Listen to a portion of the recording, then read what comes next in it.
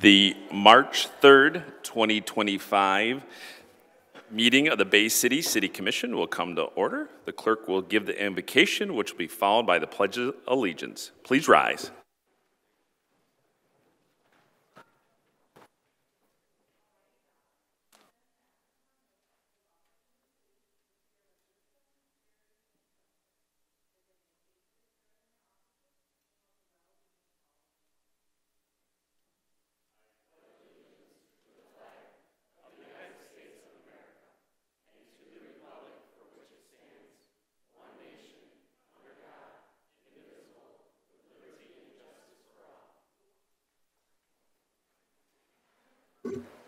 Will the clerk please call the roll?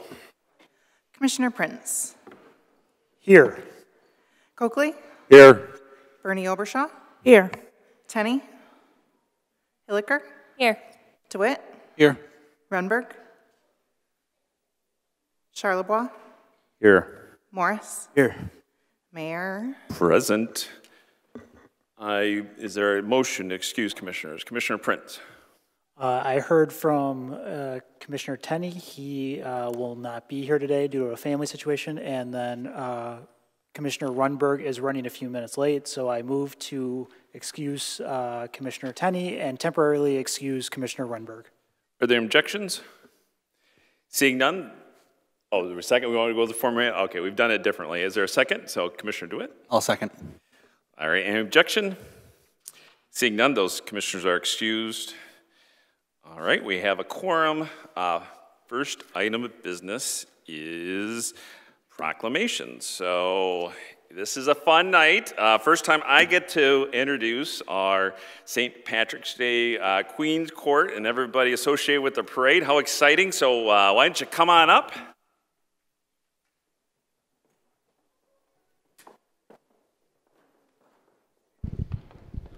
Test, test, test. Okay, look at that. It works. And I get to read the proclamation, then we'll do introductions of everybody. Who else is all? Come on down. We have a crowd. That's right, that's right. We like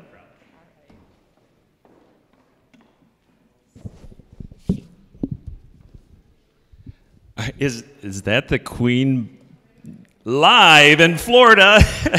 Queen Caitlin, look at that. Very nice by proxy. All right, so I have this proclamation from the City of Bay City. So whereas on Sunday, March 16th, 2025, the Sons, Daughters, and Friends of Ireland will be marching down Center Avenue for the 70th annual St. Patrick's Day Parade, where Irish tradition lives. And whereas this St. Patrick's Day Parade is our finest symbol of a heritage many of our own people bring from across the sea, and has proudly spread this spirit and our name throughout the land. And whereas this organization, including members with over 50 years of dedication and volunteer service, works all year long to build an outstanding parade year after year, whereas Liberty Starkweather-Smith will lead as parade marshal. Yay. That's right. Round of applause. Along with Queen Caitlin Morris, look at that, live from in Florida, I understand. Look at that. A little warmer, yes. And her court first runner-up, Madison Davis. And second runner-up, Alexa Malusi. And whereas Bay City Irish welcome us to the joy of this occasion by twinkling Irish eyes, lighting Irish song, and sturdy Irish friendship. Now, therefore, I, Christopher R. Gerard, Mayor of the City of Bay City, do proclaim the week of March 9th through 17th, 2025 as Irish Week in our community and urge all citizens to join us in saluting the Irish, especially on the St. Patrick's Day Parade. Yay! And I'm going to turn it over for introductions to Megan. Hello, I'm Megan Jurek, President of the Bay City St. Patrick's Day Parade Association. I'd like to thank the Mayor, the City Commissioner, City Manager, and our two major sponsors this year, Tri-County Area Building Trades and Consumers Energy, and the rest of Bay City for all of their support this year. It's really been an amazing turnout so far. So thank you very much, and I will pass the mic so we can introduce our Vice President. My name is Grace Sales. I am the Vice President of the Parade Association and a former 2020 Queen. Hi. So, my name is Liberty Starkweather-Smith, and I am your 2025 Parade Marshal. I also was a former Queen in 2024, so 22 years later. 2004. See, this is why we are together and work as a group well. Yes, yes. So here we are. Please note the date if you haven't already. Sunday the 16th is going to be sunny, so bring your sunscreen because that's what's in the weather forecast. Whether you hear it differently on WNM TV5, that's what it is going to be. But we have a wonderful group of elected officials, and then also our individuals who are part of our sponsorship pageant and our scholarship pageant, and we're just looking forward to an absolutely exciting and wonderful day celebrating all things Bay City. And Irish, yes, yes. Irish Americans in all our glory, yes? Wear some green, wear some orange, you know? Hi, I'm Jen Hansen, association member, first year. Rochelle Ovalle, I am the secretary for the Parade Association. I'm Alan Rowell, and I do a little bit of float and lineup. And this flag in my hand will be the one that waves to get the parade started on the 16th. And our marshal, this is a book that we've all signed, and keep that in your honor. I'm Jan Rao, and I'm treasurer for the association. I'm Leslie Walsh, and I'm on the board. Tom Newsham, former president, just a member of the board now. Steve Zanetti, the grunt. John Davidson, the grunt, and the past 50th Parade Marshal. Hi everyone, my name is Michelle Widener-Hill, association member, former Queen, last year's Parade Marshal, and co-director of the pageant. Give those to you, so thank you. I'll get a big round of applause. And remember, March 16th, you are all Irish in Bay City. Thank you very much.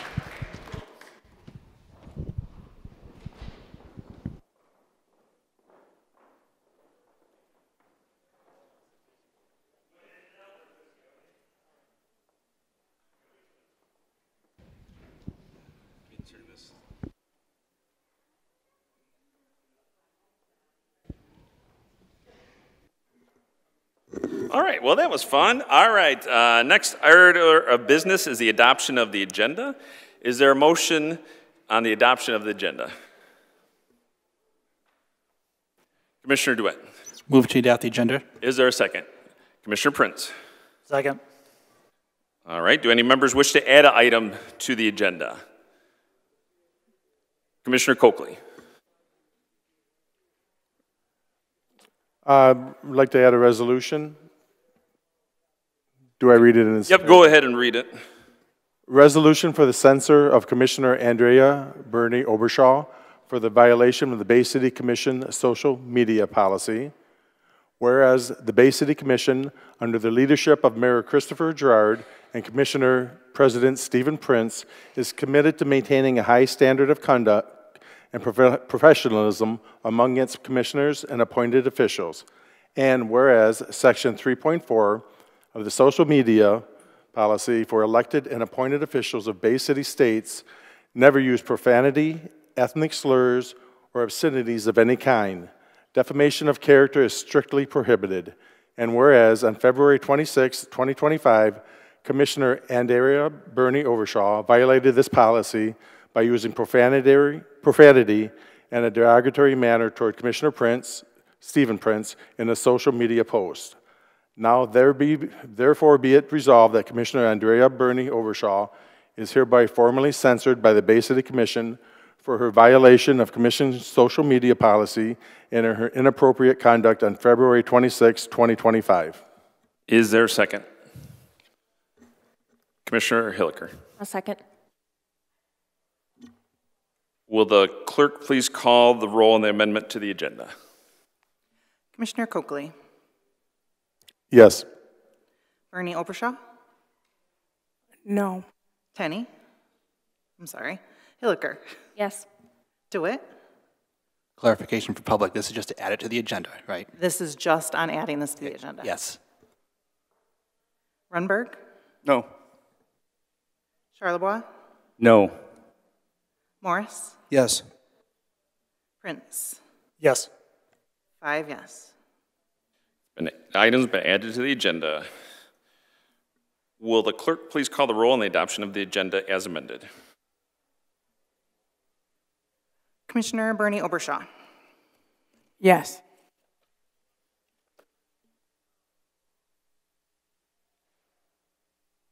Tenney, I'm sorry, I did it again. Hilliker, Yes. DeWitt, Yes. Runberg, Yes. Charlebois, Yes. Morris, Yes. Prince, Yes. Coakley. Yes. 8 yes.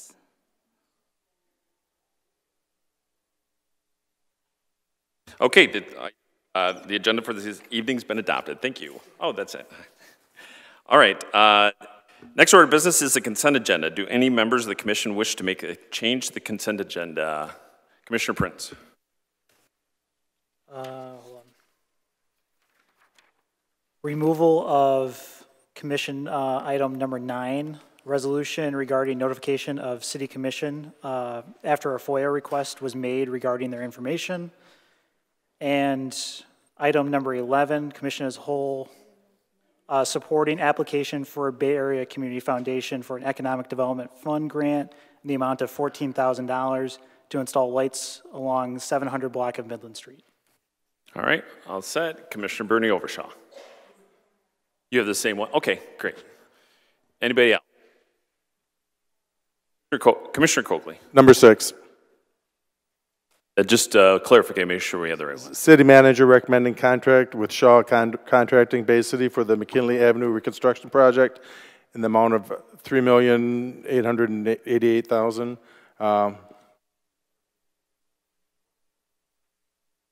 Okay, all set. Anybody else? All right, next order of business calls for public input on the consent agenda. This is an opportunity for citizens to remove an item from the consent for consideration on the regular agenda. If anyone in the audience wishes to make a change, please come to the microphone, print your name on the registration sheet, state your name and address for the record, and the item you wish to have considered on the regular agenda. Okay, seeing no one, is there a motion on the consent agenda? Commissioner DeWitt. Move to approve. Is there a second? Commissioner, Second. will the clerk please call the roll on the adoption of the consent agenda? Commissioner Hilliker, Yes. DeWitt, Yes. Runberg, Yes. Charlebois, Yes. Morris, Yes. Prince, Yes. Coakley, Yes. Bernie Obershaw. Yes. 8 yes. The recommendations as listed on the consent agenda have been approved. Next item is the remarks of the mayor and commission. But before we get going, there were some comments made at the last meeting. I just want to make sure for clarification that we're following our process of the rules of the commission, and some folks expressed some concerns over what we had adopted. So I actually reached out to the folks at Fire. I talked to Aaron Turr, who's the Director of Public Advocacy, to make sure we were in compliance. And so I had a good long conversation with him, and he did respond by email. He just thanked me for calling him to discuss the public comment rules. He reviewed Section 2-26 of the Bay City Code of Ordinances online, and he confirmed that the city made the promised revisions to Rules 12 and 17. And so Rules 12 and 17, which are under Section 226 of the Rules of the Commission, are as follows. Rule 12, for the purpose of public participation during public input or public hearings, every speaker must provide his or her name and address on the register provided.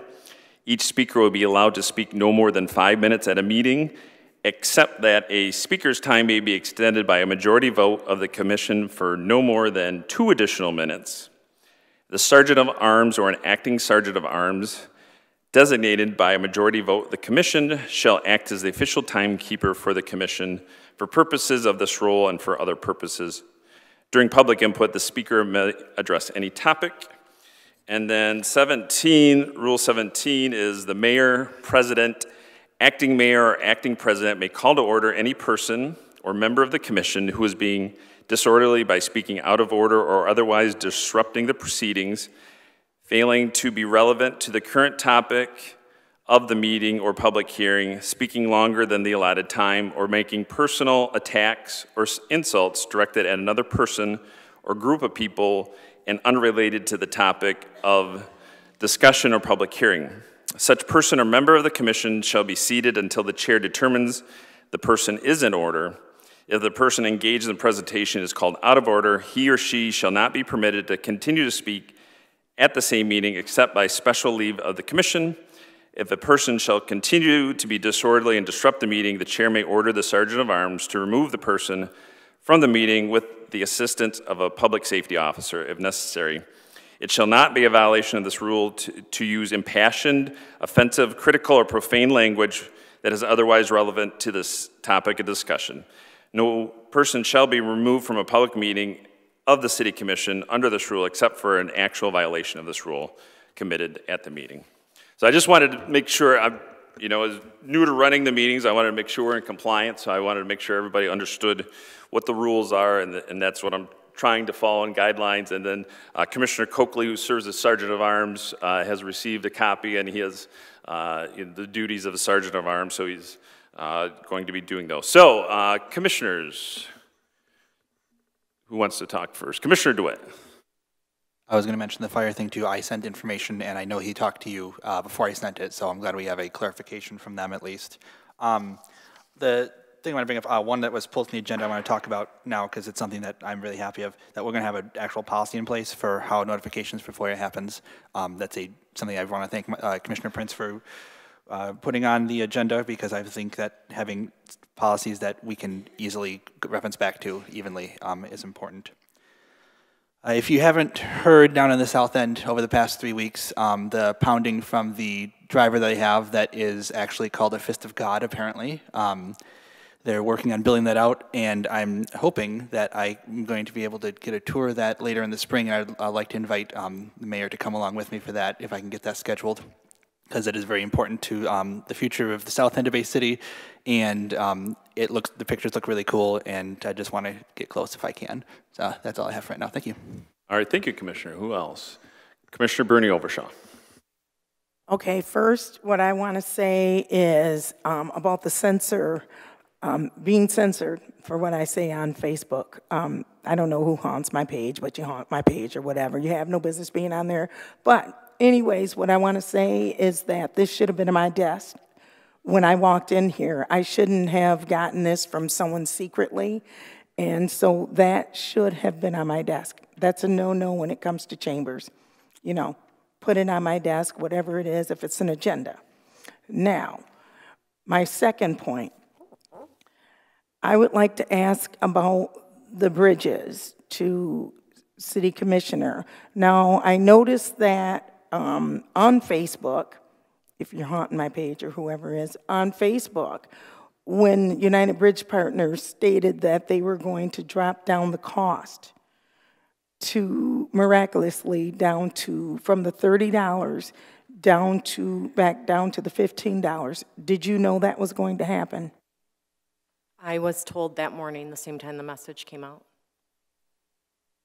So if they were going to drop that down to $15, does that tell you they did that because they liked us? Or did they do that because they know they breached that contract? I can't talk for them. I have no idea why they dropped it down. They stated that they dropped it down because they were in negotiations with the city, in a sense, and so they're waiting for that to be done. Okay, well, that gives us time to attack the situation, because that means that they know they breached it, because they're not going to say we like you. Does that kind of make you think that they know that we better drop this down? And we can, if they're going to drop it down back down to the $15, and they're not even going to talk to us about it, does that make you feel that maybe we have the upper hand here and maybe we ought to say, okay, if you're going to drop it, then we know that you breached the contract? And everybody like me is saying, I'm not paying you nothing because you know and I know you're not going to like us that much and not want your money? Yeah, honestly, I don't, is there a question? What is the question?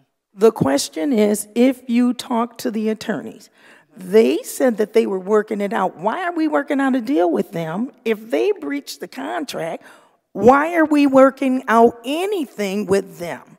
Period.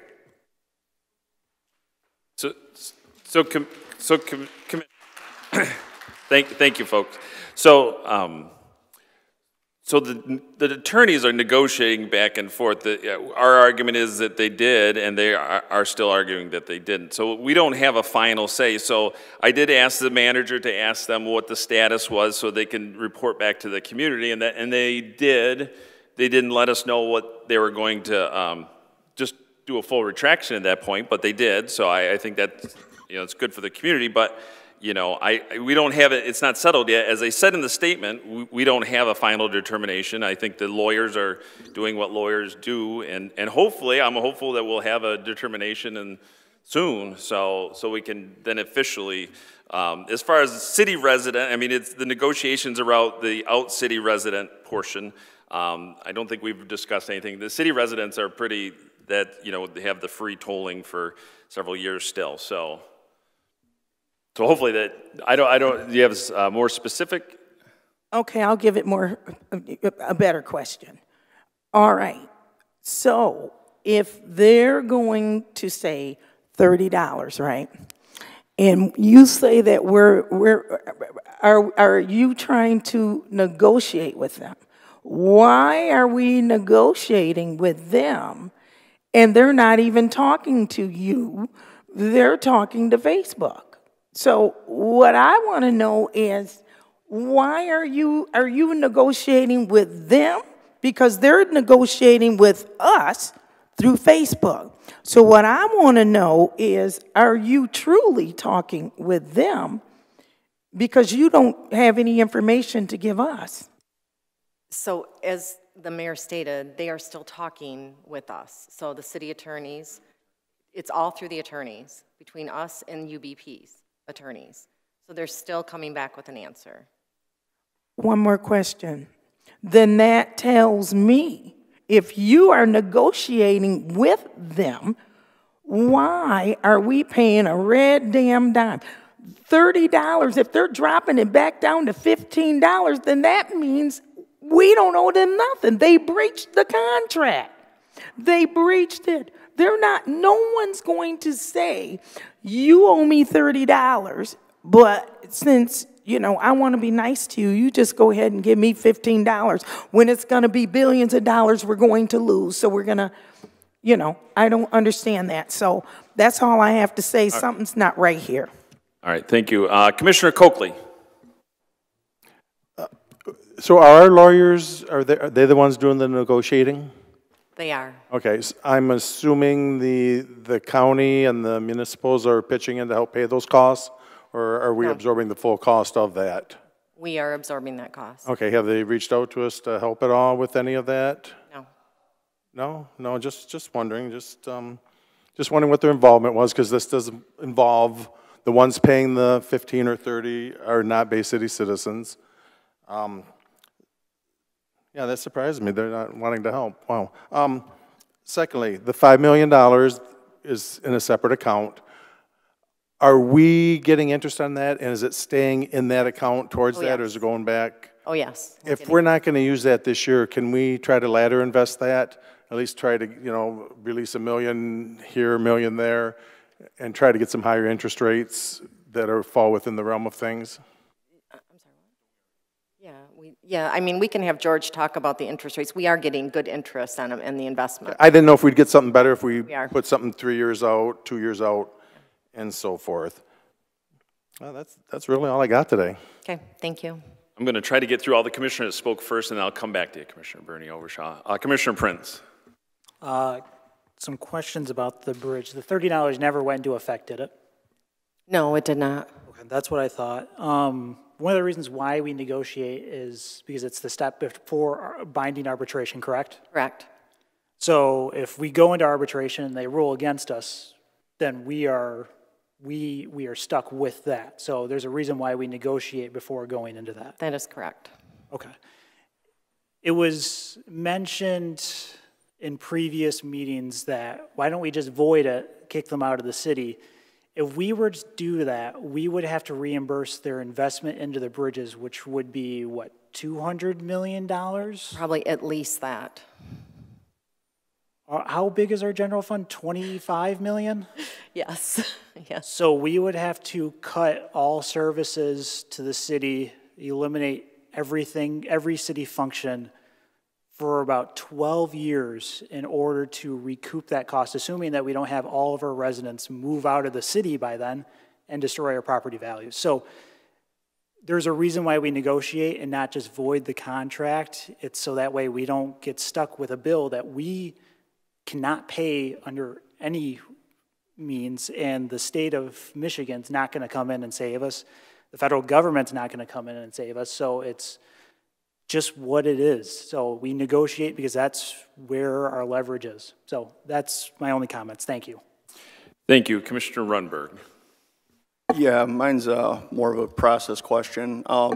I obviously was late, and I apologize for being late. I do have some documents to get it issued out to the other commissioners. Can I approach the clerk and have that delivered, or is there a time to do that? You can do that now. That's fine. Thank you. As long if it's related to a current agenda item, you can. If you're amending something, you can do that, but it couldn't be added to the agenda.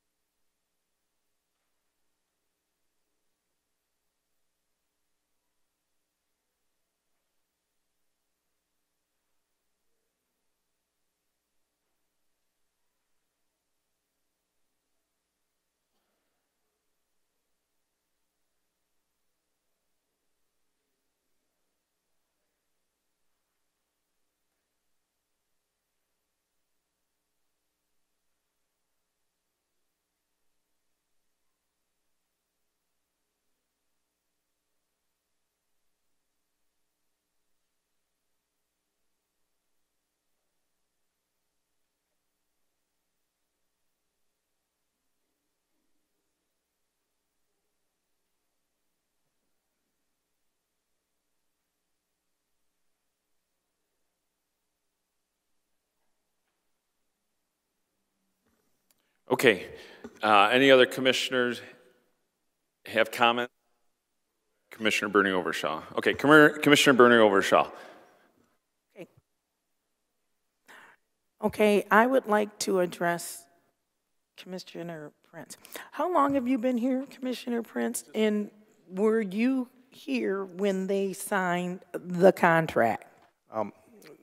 I'm getting that we can't address. How can she ask a question? Well, I just want to make sure we're following the right rules here. Clarification on. No, she wants to interrogate a commissioner.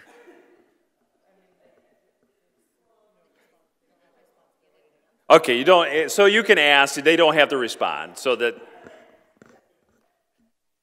interrogate wasn't the right word. I just. How long have you been here, and did you have a part in the bridge situation? I just want to know because you've been kind of really getting into deep waters when you have been talking about what you know is going on with the bridges, because I've been here a long time. Do you know? So I've been on the commission since November 2024. I've read everything, but I don't know what you're referring to of what do I know? Were you in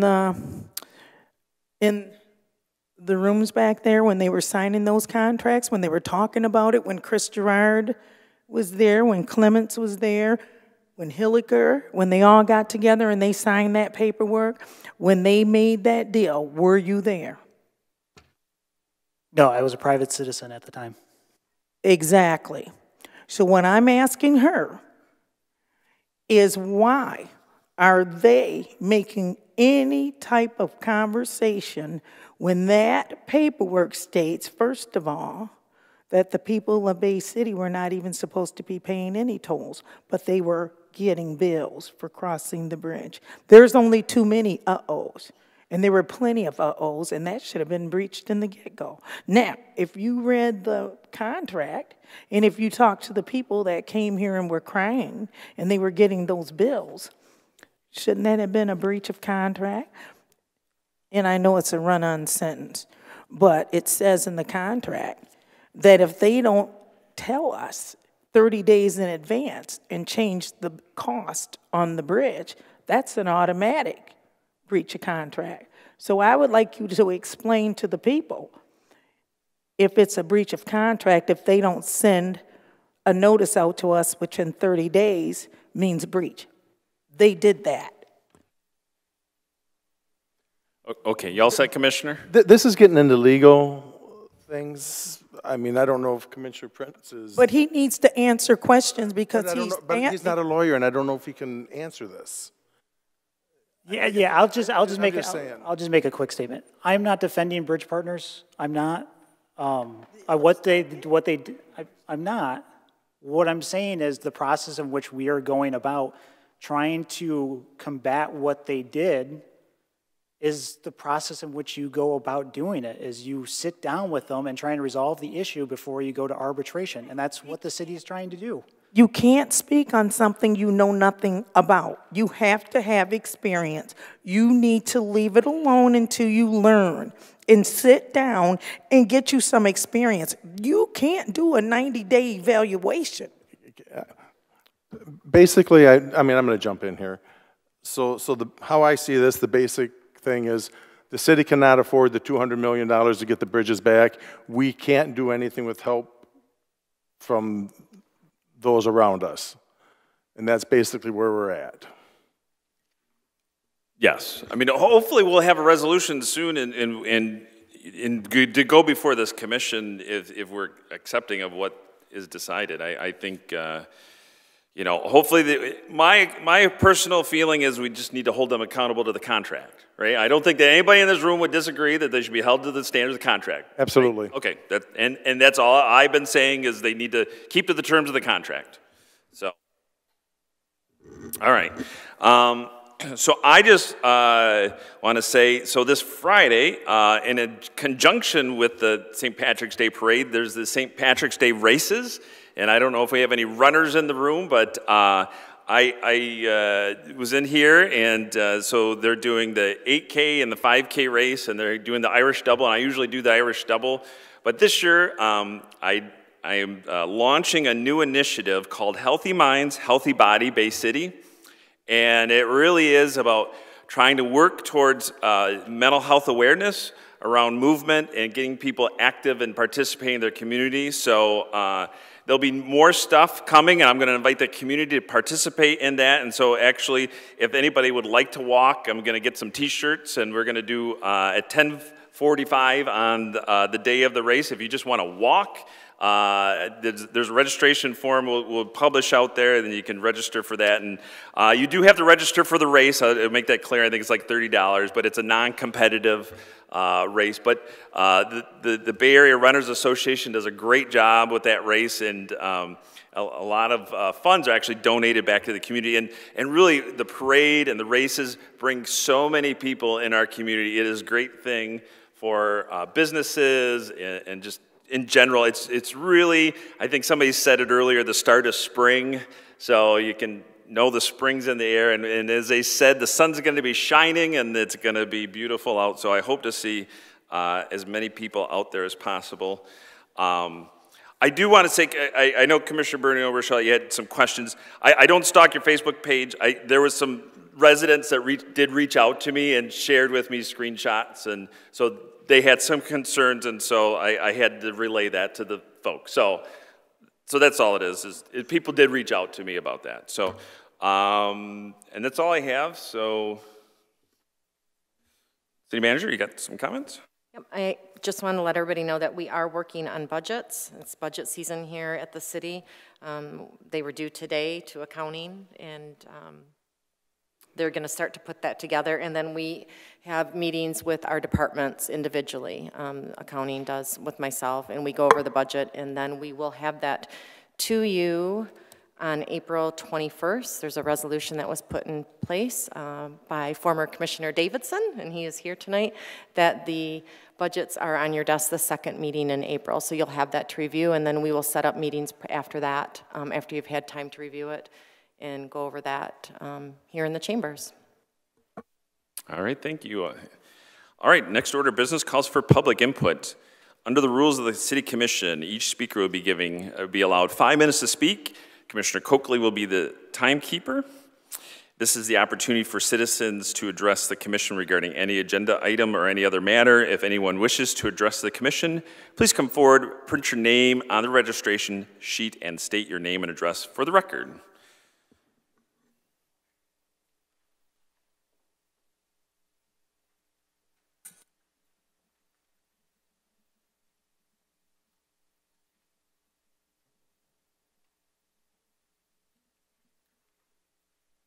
Thank you all for being here today. My name is Paul Kleinow, 1713 10th Street, 2nd Ward, with Commissioner Coakley. I'd like to speak in favor of today's immigration enforcement resolution.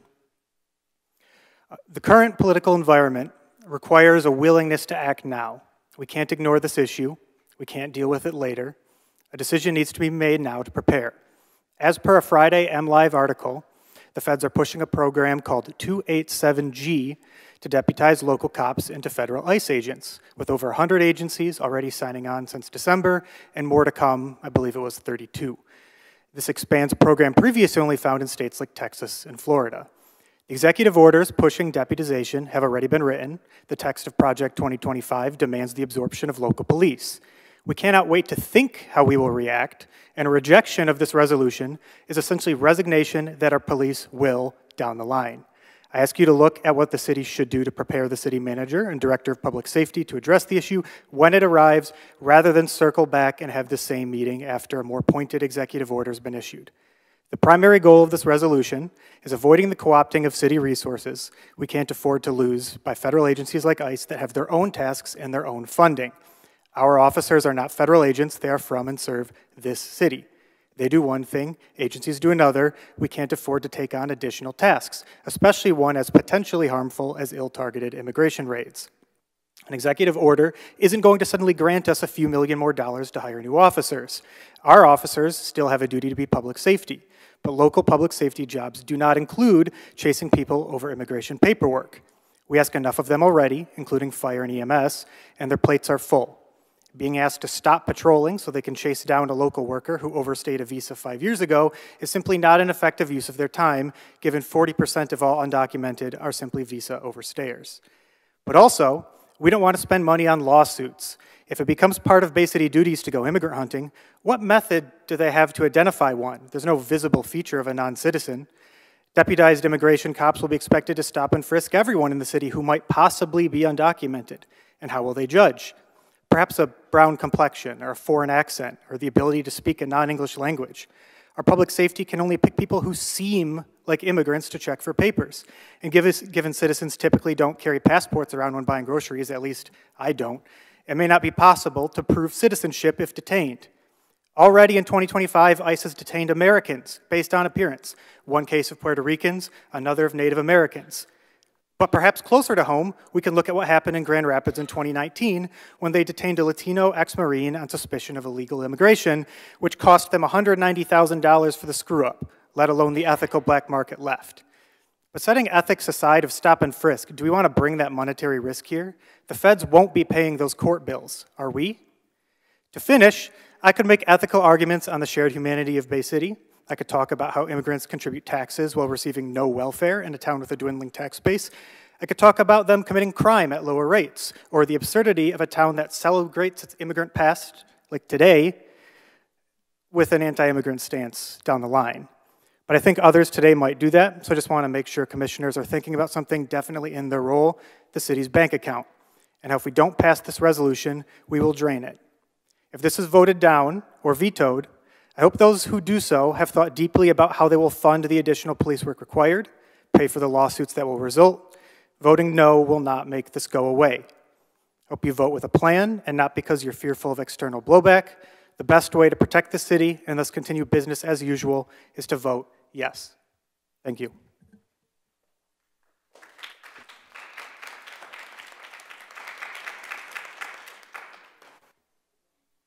Hi, my name is Matthew Sylvester. I'm on MARSAC.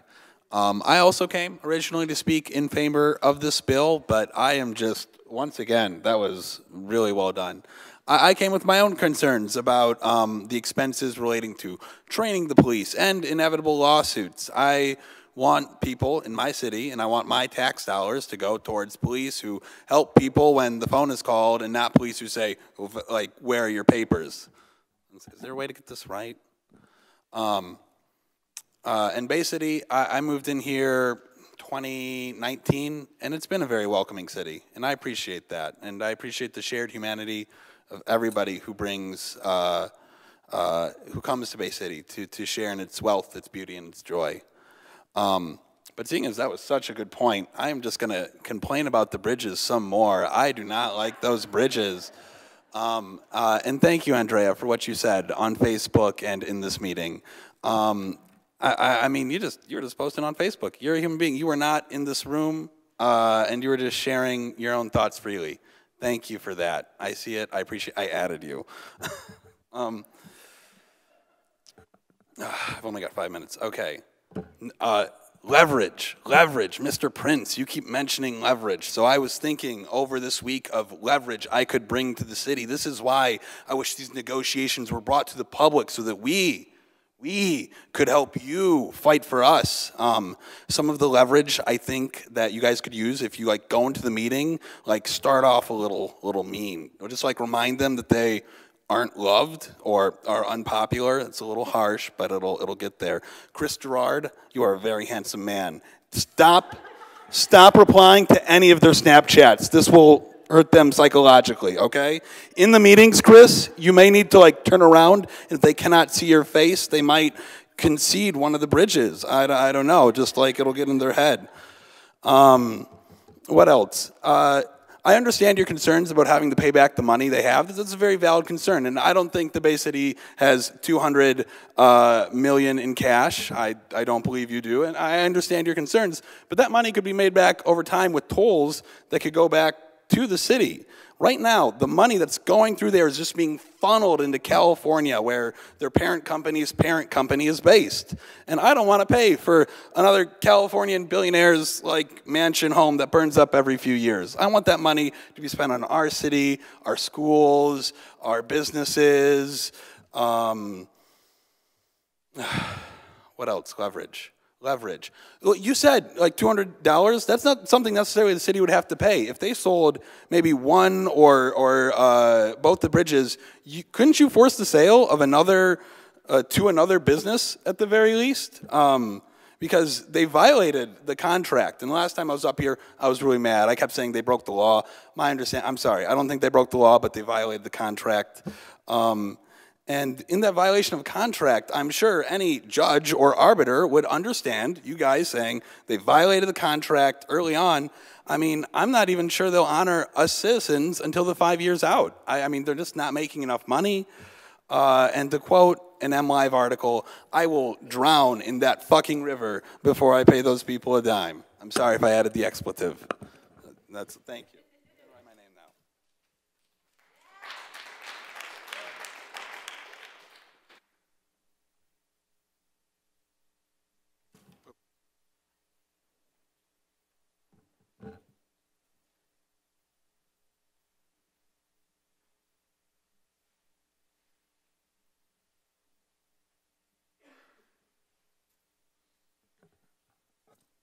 Okay, hello, commissioners.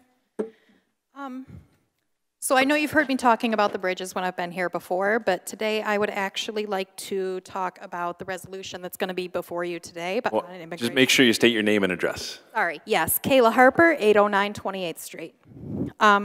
So today you will be voting on a resolution aimed at making sure Bay City isn't a city that focuses its already overextended police force on immigration control. I want to point out that this resolution does not prevent federal agencies from doing their job, but it ensures that Bay City does not take on unnecessary legal risks by assisting ICE without going through the proper judicial authority. When a city deputizes police officers as immigration enforcement officers, it does so through a 287G agreement. This is a partnership between local law enforcement and ICE under Section 287G of the Immigration and Nationality Act. Legally, this would make our officers, and by extension our department, an extension of ICE. Doing this has a high chance of opening a legal can of worms for Bay City. In recent years, countless lawsuits have been brought against municipalities who assist ICE in their apprehension of undocumented immigrants, which have been found liable for damages associated with unconstitutional detainment. ICE has a long and significant history of operating without the necessary warrants, which exposes both themselves and cooperating departments to litigation. Gonzalez v. ICE was a class action lawsuit against ICE for unlawful detainment. The court found that ICE had wrongfully detained thousands of people. They ruled that ICE detainers themselves are not legally binding and further added that local law enforcement can be held liable for enforcing them. Roy v. County of Los Angeles was a class action lawsuit that alleged that LA sheriff held people beyond their release dates in jail due to ICE holds. That county was ordered to pay $14 million to the plaintiffs. In Santos v. Frederick Board of Commissioners, the commissioners themselves were held liable for municipality assistance, with the court ruling that the local police had no authority to detain that particular plaintiff solely for ICE. The court also ruled that qualified immunity does not apply in these cases, meaning that the commissioners themselves, you personally, could be held liable for these damages awarded to plaintiffs if ICE oversteps. Galarza versus Shalchik, Morales v. Chadbourne, and Miranda Olivares v. Clackamas County are a few more other court cases that say similar things. These are just a few examples of countless more, but the pattern is clear. ICE frequently denies suspects their constitutional rights, and the cities that assist them are left paying the price, literally. If you vote against this resolution, you are not just exposing Bay City to potential lawsuits, you are putting yourselves at personal risk. Whatever your personal beliefs about immigration, how much are each of you willing to personally pay to the wrongfully detained that so often follows ICE's arrival? Because I can guarantee that if a lawsuit is brought against Bay City, your individual votes today will be among the evidence that will decide personal culpability in any wrongdoing.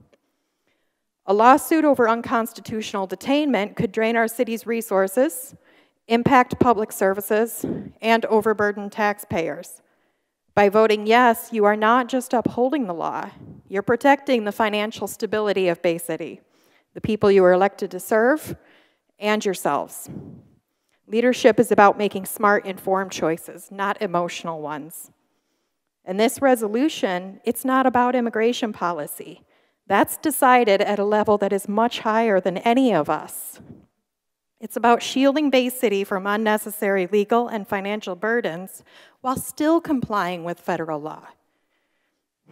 Choosing not to deputize our police as immigration agents is simply ensuring that they can focus on their primary duties, rather than adding yet another role to their already full plates. It does not oppose ICE or take any of the actions that the President has mentioned in his bids to withhold city funding from uncooperative municipalities. There is none of that here.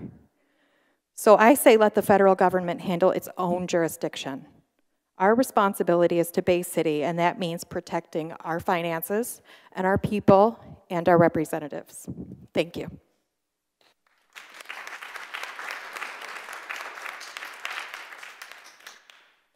My name is Pat Race. I have been a citizen of Bay City since 1941. I come to say, of course, I support this resolution, but I'm not going to speak to that other than to say how proud I am of the people who want to do something now, because this is the most dangerous time in our Constitution since the Civil War. The people in charge are not trying to do what we need. If you look at statistics, you see that on women's health, on environment, and on, what the majority of the American people want is not what Congress and the President is doing. So in order to focus on how good this activity you are doing is, and that everyone here needs to do the same thing for the next 18 months so that we preserve the democracy that we have, the barely functioning democracy that we have, I bring to you basically 7 lawsuits which have been filed that show that the current administration is not working in the benefit of all the citizens. And clearly, the things that are related to immigration is one of them. But the administration is dismantling the Consumer Protection Organization. That means billionaires who were, to some degree, reined in by what this organization does won't do it anymore.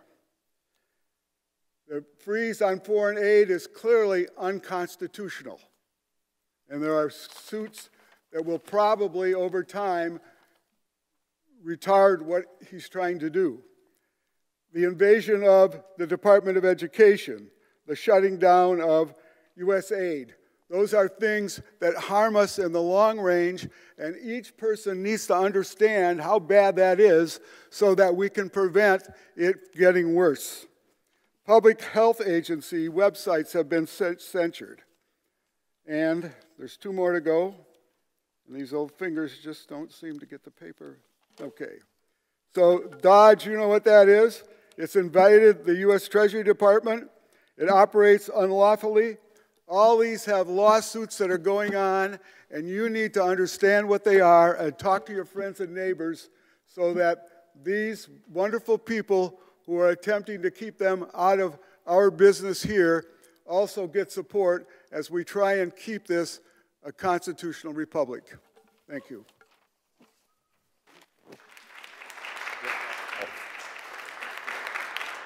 Mr. Race, I just want, you signed in correctly? I'm doing that right now. Perfect, thank you.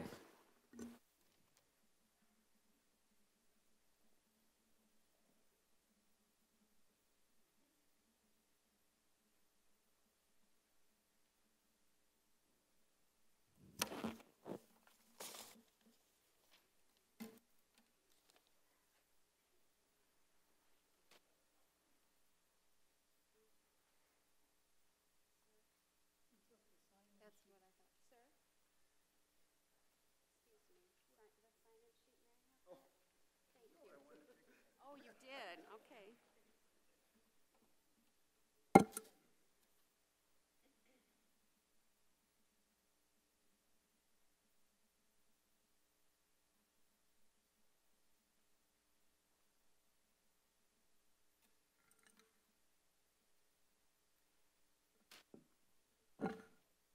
Good evening. My name is Denise Davidson. I live at 1218 Marsack Street.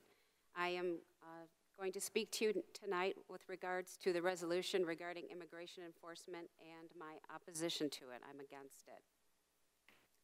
This resolution, our city will lose state and federal funding. On February 11th, 2025, our State House passed H.R. 19, thank you, H-1, which amends the standing rules of the House of Representatives to prohibit appropriation bills or conference reports containing spending directed towards a municipality or university that is actively subverting immigration enforcement from being brought up for a vote. Examples of federal funding that we currently receive, approximately $1.4 million. Community development block grants via the U.S. Department of Housing and Urban Development, community policing in our local schools to keep children safe, Bulletproof Vest Partnership Program from the U.S. DOJ, Airport Improvement Program from the U.S. DOT, Brownfield Revolving Loan Fund, U.S. EPA, Examples of state funding is approximately $14 million. General funds, revenue sharing, personal property tax reimbursement, public safety, parks, streets, sanitation, brownfield, Marquette, Tifa, airport, Liberty Harbor Marina.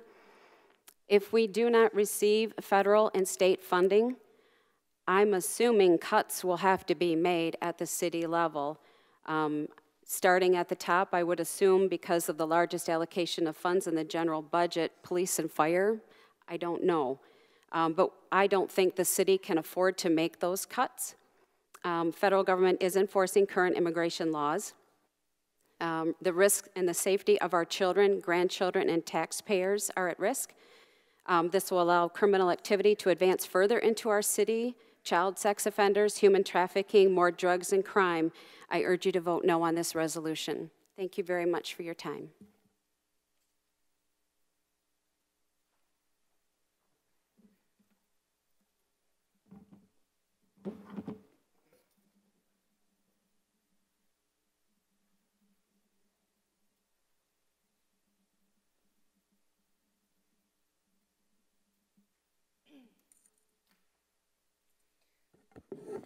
My name is Tamara Graham. I'm also speaking on behalf of my mother, Marilyn, who has been a resident of this city for 78 years of her life, born and raised. I have lived away for a significant part of my life and have recently relocated back here. And I am speaking in support of the resolution affirming Bay City's commitment to local public safety priorities and jurisdictional integrity.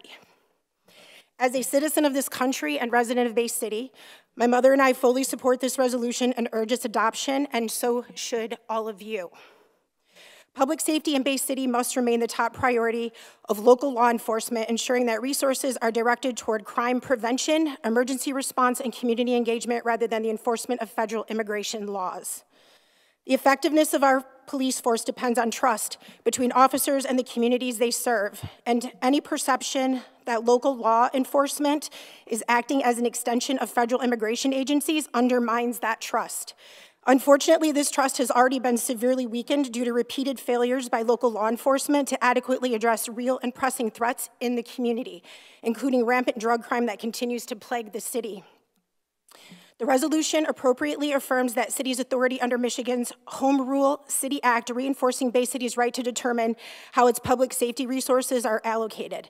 This is critical, as I have personally experienced how law enforcement has failed to prioritize genuine threats to public safety. In my mother's neighborhood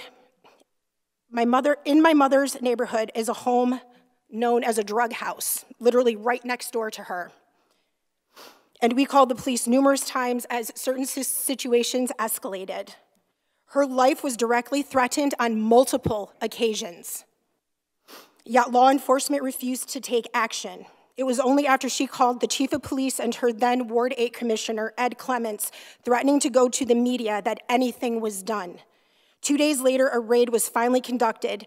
That it took my mother escalating the issue to city officials and the press for law enforcement to act is deeply troubling and highlights the need for local oversight and accountability in law enforcement resource allocation. By prohibiting the use of city personnel funds, the equipment for federal immigration enforcement, except where explicitly required by law, this resolution ensures that law enforcement remains focused on the safety and well-being of all residents. As someone who has seen firsthand how ineffective and unresponsive our police department can be, I know that diverting resources to federal immigration enforcement would only make an already bad situation worse. Local officers already struggle with upholding the law effectively in matters under their direct jurisdiction.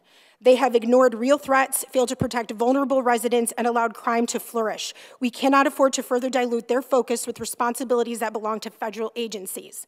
Furthermore, protecting privacy, prohibiting discrimination in access to city services, and maintaining clear boundaries between local and federal jurisdictions strengthens public safety by encouraging all residents to report crime and seek emergency assistance without fear. Yet I have personally witnessed how law enforcement in Bay City uses race to justify inaction. When we reported legitimate concerns about criminal activity, we were accused of being racist for accurately describing a suspect, ignoring the fact that the primary problem at this drug house come from white individuals. This kind of deflection allows real criminals to operate with impunity while residents are left unprotected. Additionally, I experienced firsthand how dismissive and hostile local law enforcement can be when I visited my mother for the first time in nearly 5 years before relocating back here. Rather than serving and protecting, a small white cop with a chip on his shoulder the size of my 6'5" son told me that if I didn't like it, I could leave and never come back and visit. This kind of arrogance and attempt at intimidation has no place in a department that is supposed to uphold justice for all residents. The continued inaction of Congress on meaningful immigration reform has placed an undue burden on local governments, making it all the more critical that Bay City reaffirm its commitment to its own public safety priorities. Rather than providing real solutions, laws like the Laken-Riley Act further complicate the issue by imposing unconstitutional mandates that violate due process under the Fifth Amendment and the Equal Protection Clause of the 14th Amendment. This act does not solve the challenges communities face. Instead, it exacerbates them by diverting critical local resources away from addressing real crime and public safety concerns. By forcing local law enforcement to engage in federal immigration enforcement, it weakens trust between officers and the communities they serve, discourages crime reporting, and makes everyone else less safe. And I understand that some of you are leaning toward no on this resolution out of fear of retaliation from the criminal cabinet that we have sitting in the White House. This shows a complete lack of concern for the Constitution and citizens of this city and country. Time. If you cannot, I'm going to take my mom's 5 minutes. If you cannot operate within the commitment to the people of this city, retaliation, then you should not be sitting in the leadership role you currently hold. Stop. There's a process. Step aside and let someone with encouragement come up. She doesn't want to learn about the process. Move to give her 2 more minutes. Mayor, move to give her 2 minutes. Yes. Yes. So there's a motion. Is there support? Is there a second? Second. Is there any objection? Commissioner, hold on a minute. Commissioner Hilliker objects. I object if you are not willing to maintain composure during this and allow us to continue with this. Then no, you do not. I do not believe you should be. That's your opinion. I have composure. Okay, so is there an objection? So we can vote on the objection to allow for additional 2 minutes. Please call the roll. This will be on the actual motion to allow the 2 minutes. For 2 more minutes, yep. Commissioner DeWitt. Allow for 2 more minutes. Yes. Is that a yes? Just say yes or no. Yes, I was making sure to clarify. Yep. Yep. Runberg. Yes. Charlebois. Yes. Morris. Yes. Prince. Yes. Coakley. Yes. Bernie. Yes. Hilliker. No. 7 yes. Okay, speakers has 2 more minutes. Thank you. If you cannot operate with the commitment to the people of the city and the Constitution for fear of retaliation, then you should not be sitting in the leadership role you currently hold. Instead, step aside and let someone with the courage and commitment serving all people based on our Constitution take your place. This resolution is a necessary step in upholding constitutional protections, preserving trust between law enforcement and the community, and ensuring that city resources remain dedicated to the needs of Bay City residents. I have experienced the failures of our police department firsthand, and I know that without clear policies that keep them accountable, the same mistakes will continue. Passing this resolution will enforce the expectation that police officers prioritize the well-being of residents over political distraction and uphold their duty to serve and protect. I urge its full and immediate passage. Thank you.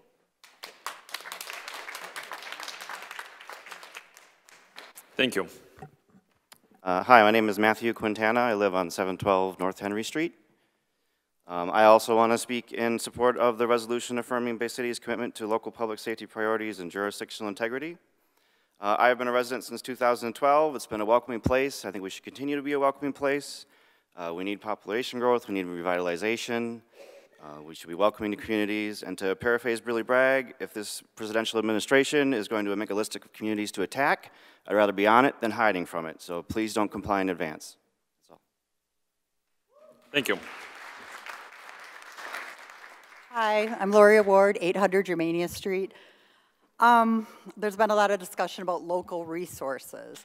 So Bay City is a welcoming city, but do we have to sign a resolution to say that? And I believe if we do sign this, that we will, basically a lot of immigrants will come.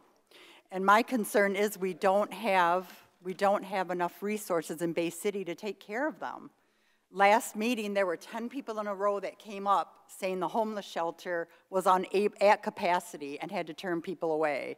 So it's not just the police aspect, it's do we have resources to support immigrants that come here that have no housing, no schools,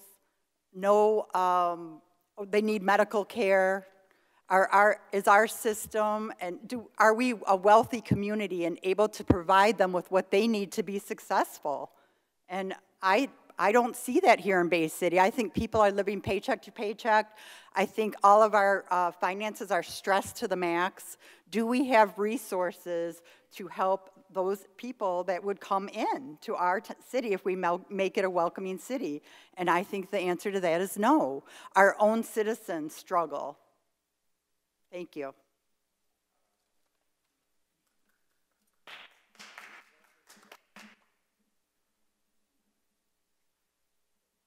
There we go.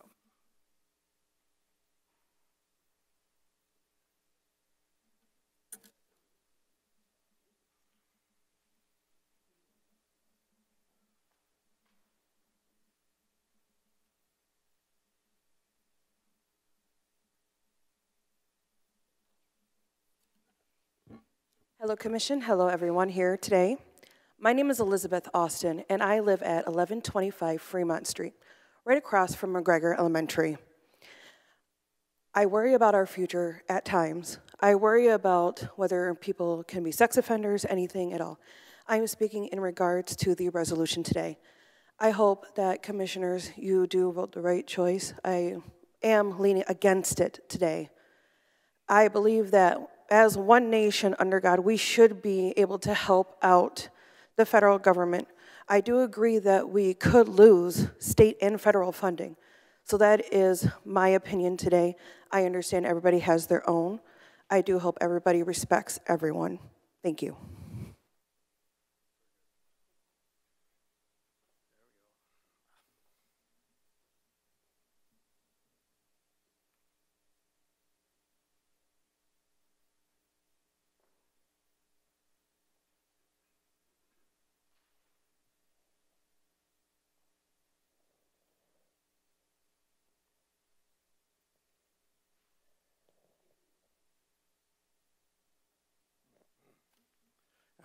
Bruce Eckhart, 810 Germania. First of all, I like your welcome signs, but they're for the wrong reason. What's going on in this country right now is a lot of companies are coming back from Europe all over.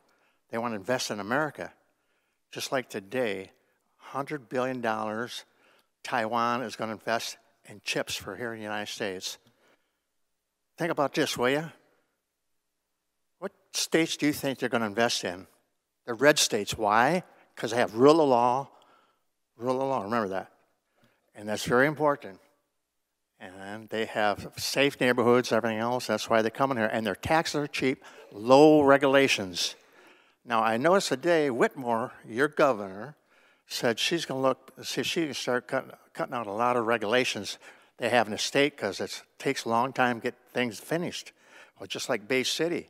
The biggest complaint I hear about Bay City is when you want to build something, you add something to it, you got inspectors come out, you charge so much, hundreds of dollars. I mean, you got to get off this, you guys. You're driving everybody away, but you're bringing the wrong people in. All you beautiful women over here, I wish you was down there in Georgia when that one lady was jogging like along the river. She got raped and cut up and beat up and all this stuff. Why don't you guys take a busload and go up to Kansas or up to Chicago, New York, and ask them how they like being treated by all these undocumented. You act like everyone's perfect. The party brought everybody in when you opened that border up. Killers, rapists, psychos, all that. Is that what you want? Welcome? We say, welcome everybody. Come on, you guys. You can do better now. And I don't understand this new Ward number 7. We just got this guy and a young man, and he's dictating to us. This is what we should do. It's against our country, our government, and really our city. Our city is supposed to protect us first, not, oh, come on in. All you people that want to welcome them, put welcome in front of your house so you can welcome and see what happens. You might get raped, you might get salty, we don't know, but you guys are walking the wrong way, I'll tell you. So definitely think about that. This old nicey. You guys have been spoiled. What the problem is, I don't know where the hell you've been in life, but you've been spoiled. So except for that, I guess that's all I got to say. But I hope you know, I know my Duet knows how I feel, so I'm pretty well knows what he's going to do. I hope I do. If not, if it goes wrong, we might have to take some petitions. I don't know. I hope not, but we'll see what happens. Thank you.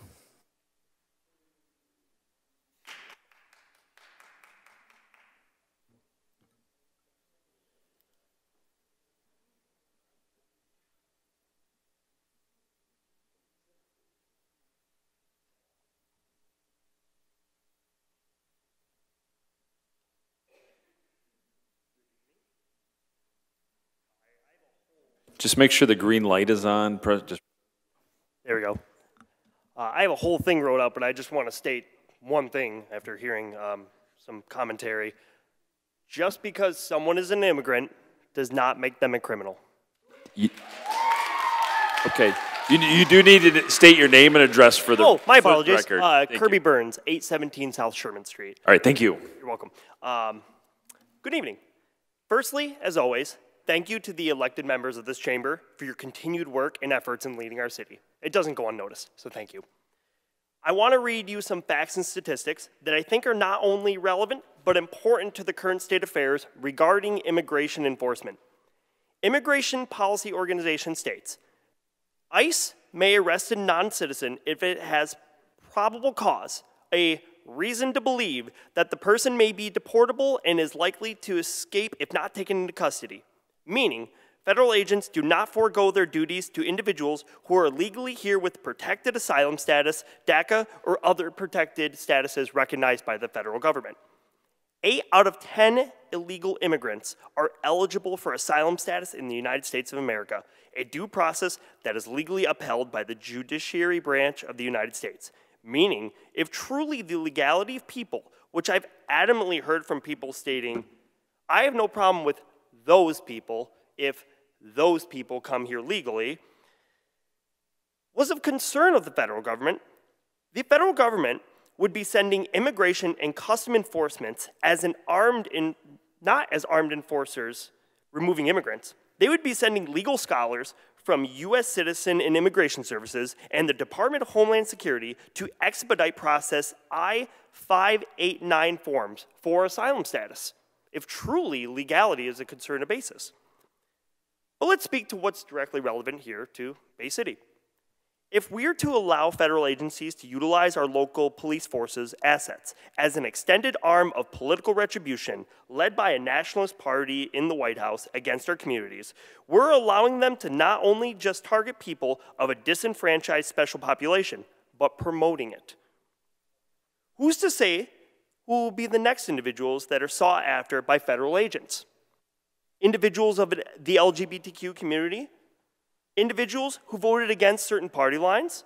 Are citizens that exercise their First Amendment rights of verbal protest and civil disobedience, speaking out against policy of the federal government? It's a slippery slope, one that I believe Bay City should have no part in financially supporting. To end, I want to read a poem by Martin Niemöller, a pastor and outspoken critic to the German Nazi regime of the 1930s. First, they came for the socialists, and I did not speak out, for I am not a socialist. Then they came for the trade unionists, and I did not speak out, because I was not a trade unionist. Then they came for the Jews, and I did not speak out, because I was not a Jew. Then they came for me, and there was no one left to speak for me. Please vote yes on the Commissioner Rudenberg's resolution. Thank you very much.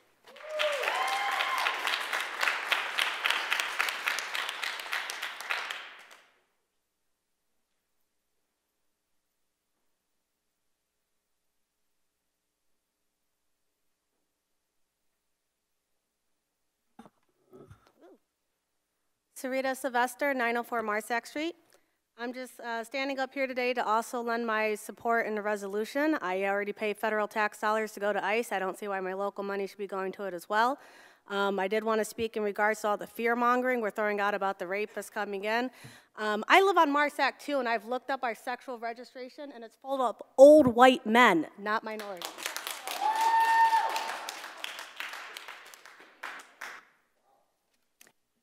My name is Dolores Kerr, 2403 Kapka Court, Bay City, Michigan. And I'm here to support that. I hope that the resolution, you all vote no on it, because as I understand it, we would be losing federal money, and I don't think we should lose federal money. And some of the immigrants are needed, yes, but they come here legally. There is a difference between illegal and legal. There is a difference between supporting our city and making a, it's just silly. This is just not a good thing. I think that this should be voted no. And I just have one comment I have to just get off my mind on that bridge. You know, when that first started, everybody in Bay City came down. I mean, the place was packed. All of Bay City. They're like, no, we don't want to sell our bridges. And you know what? The city wore us down, meeting to meeting to meeting. And when it started, half of Bay City was there. And when they finally did pass it and give it to them, there was hardly anybody there. I got all the paperwork on it. Someday I'll show it to you.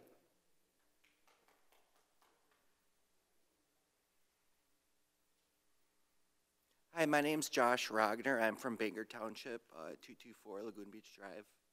I speak. Oh, cool. I'm just here to kind of open up a dialogue about decriminalizing entheogens in Bay City or Bangor Township. I don't have anything prepared yet, but I plan on coming back to the next meeting on the third Monday of March. There's a lot. I don't want to open up a can of worms by decriminalizing it.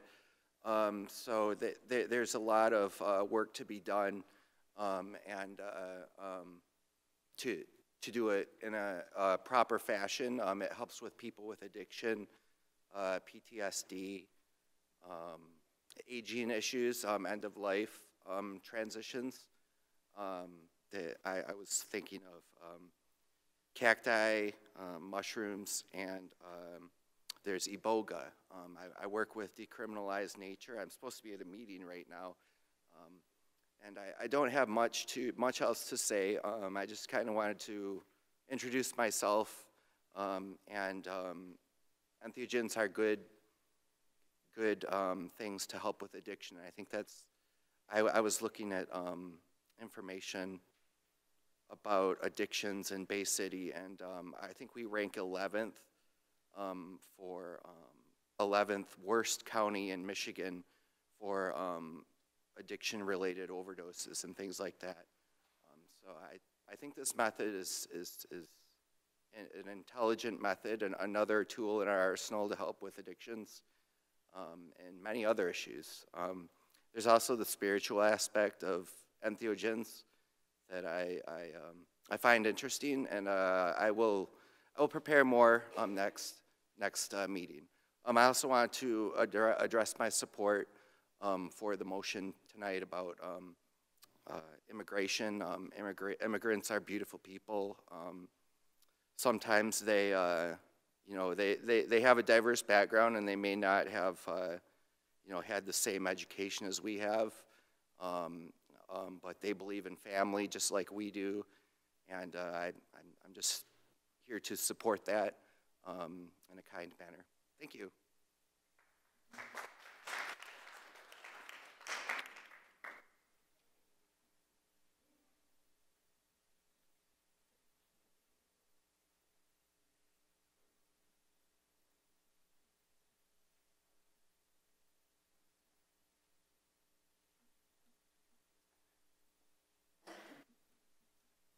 Good evening, commissioners.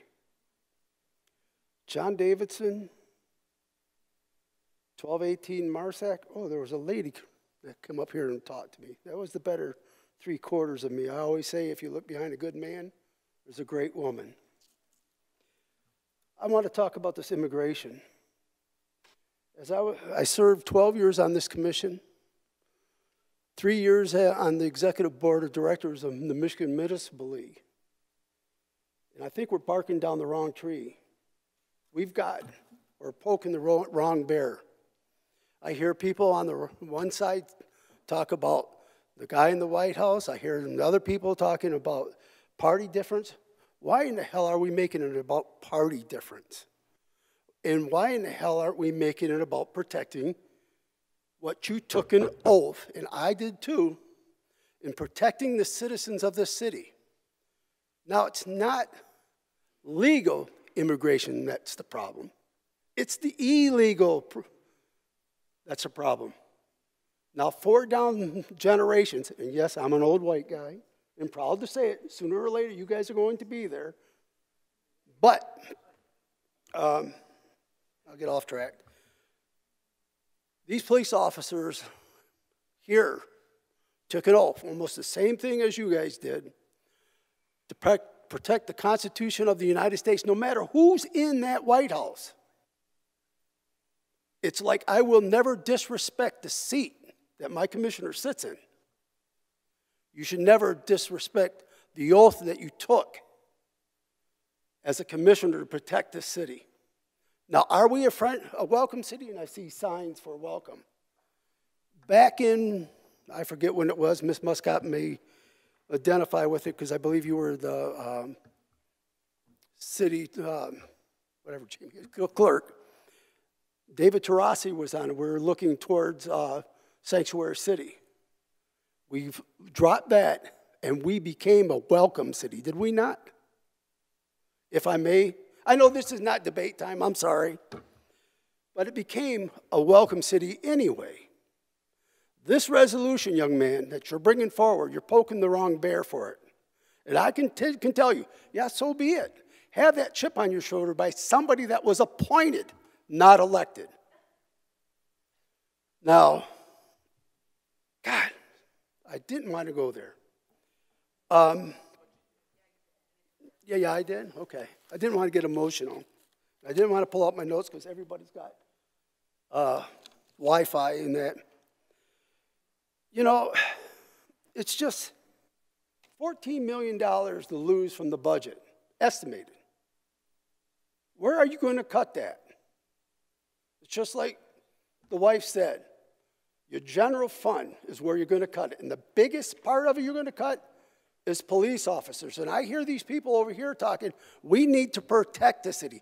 How can you protect it when you're going to start cutting police and fire, and then you got, I believe it's 3 officers in training? What are you going to tell them when they get done? I'm sorry, but you did a good job being trained. We can't hire you. The problem of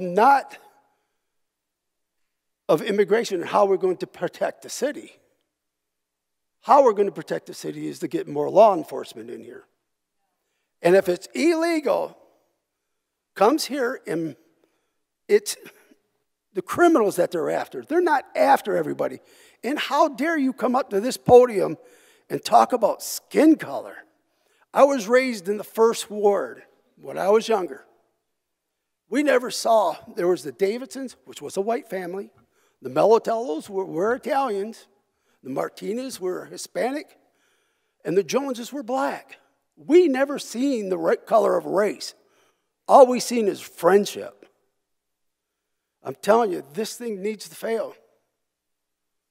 Shame on you guys if it passed. You know, I sat there and looked for articles, and I read an article about a 12-year-old girl that was raped, left for murdered underneath a bridge by 3 immigrants. Now, am I going to say that's going to happen here? Probably not. But do we want it, a chance for it to come here? You become a welcome city, it's going to come here. And I can imagine that you guys that just got elected Time. or appointed. Commissioner DeWitt. Motion to give Speaker the 2 extra minutes. Commissioner Morris, is there a second? Second. Is there any objection? Object. All right, so we have an objection, so we will vote on that objection. So yes is to allow the speaker 2 more minutes, and no is to not. Commissioner Runberg. Yes. Charlebois. Yes. Morris. Yes. Prince. Yes. Coakley. Yes. Bernie. No. Hilliker. No. DeWitt. Yes. 6 yes. Okay, you have 2 more minutes. Thank you, and I'll stay on tack here. Well, I want to say something about Miss Bernie too, but just definitely think of what you're getting yourselves into, gentlemen and ladies. If you vote yes on this, I do see the crime spree coming. The state is ranked 7th in the United States in human trafficking. Shame on us.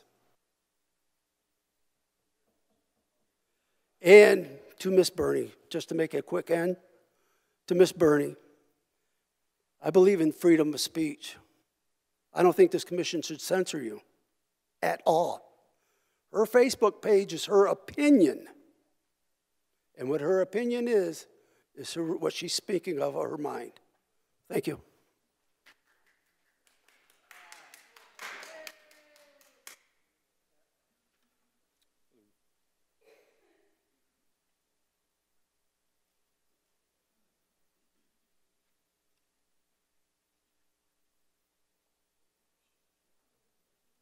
Hello, Tom Hardy, 1904 10th Street.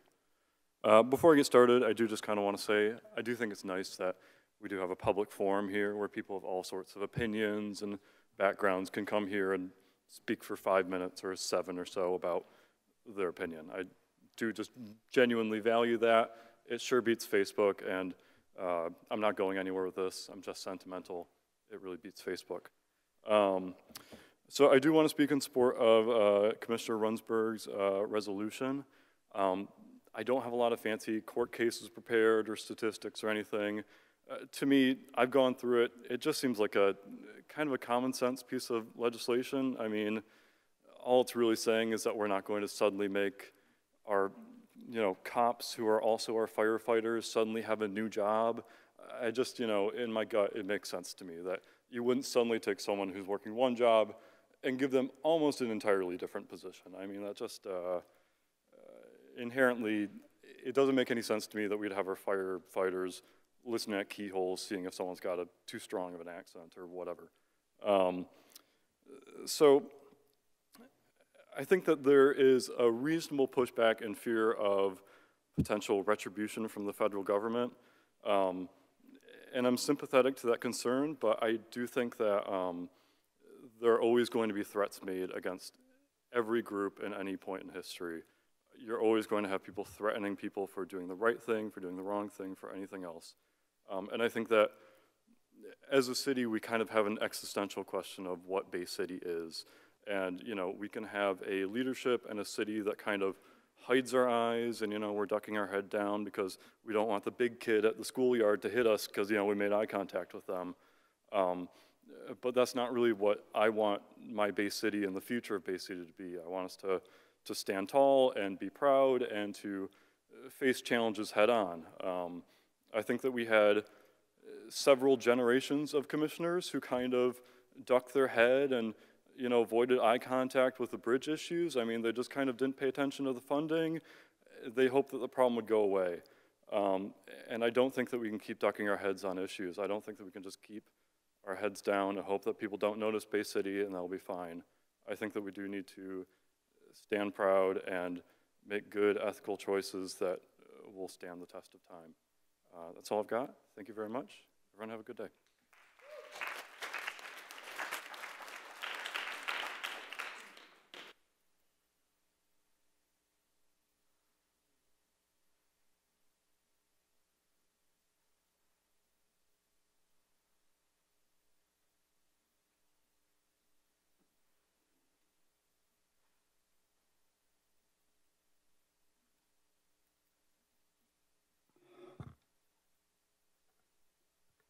Good evening. Nancy Jo Baker, first time at a commission meeting here. I came to speak on one thing. I promise I will be brief. You just need to state your address. I'm sorry. Oh, I'm sorry. 1314 Kosciuszko. I heard that it was under discussion about the different parts of town and the city advisory groups. We had been living here for a couple of years before we even discovered there was such a thing. And we read in the news and in Facebook with interest when St. Stan's, they were discussing the traffic there, because that's 1 block from our business. We own Bay City Computers. We opened 2 years ago, nearly 2.5 years ago. I happened to run into, I believe his name is Forrest Robeson, who is the representative for South End. I ran into him and met him at a different function, and he introduced himself as who he was. And I was quite surprised. In the last year, there have been 2 Facebook posts from the group. I never read anything anywhere about the group other than their summer thing when they give stuff away. So my point is, if we're going to have the different area advisory groups, people have to know they're there and have input and know that their input is requested. Otherwise, the groups are no good. And that's what I had come to speak on. Second, just 1 sentence. I know you often advertise for people to apply to commissions. When people do apply to commissions, it would be nice if you're not even going to call them for an interview, if you at least would send a response saying, thank you for applying to this commission. We're not going to interview at this time, but perhaps in the future you could apply for something else instead of just ignoring applications. But after hearing some of the comments tonight, I did want to speak. I did come to speak in support of Runberg's resolution. I hope, no, I don't hope, I would expect my city commissioners to uphold their oaths to the Constitution. I assume that you also swear an oath to the Constitution just as other people who work for the government do. It's better to be proactive when we're being threatened in different ways.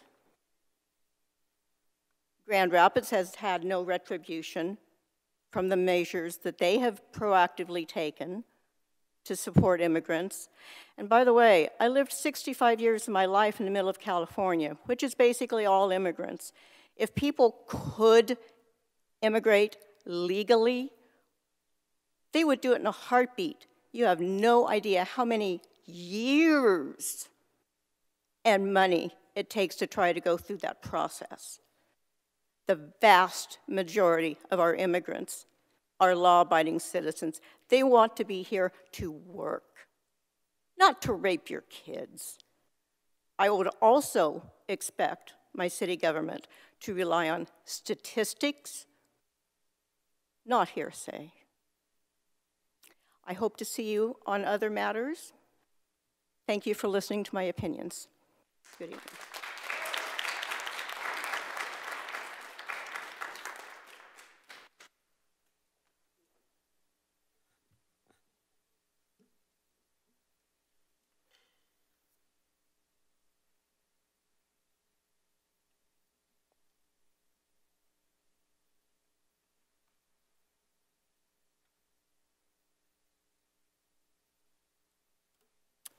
Richard Luzak, 1707 Fremont. I'm here to speak briefly about city contracts in general. I've been watching the City Commission for the last 20 years, and about 20 years ago, the city had a contract for sewer lining that went on for a couple seasons, and after a couple years, the city discovered it couldn't verify the work that it was being billed for that had actually been performed. It hired an outside contractor to do the inspection, and it was confirmed that the city was being billed for work that had not been performed. Beyond that, the city manager terminated the contract because the contractor had not supplied a performance bond, in accordance with State Law 213 of 1963. That raises a couple questions there about whether contractors are supplying performance and payment bonds before a contract is awarded. That pertains to item 6 on the agenda with Shaw Contracting. Have they supplied these bonds? And I put that question to you. It's up to you to decide that. That incident made me think about whether the city has obtained performance bonds on other major projects like the roof replacement project and on the repair work that was done on City Hall after the fire and water damage.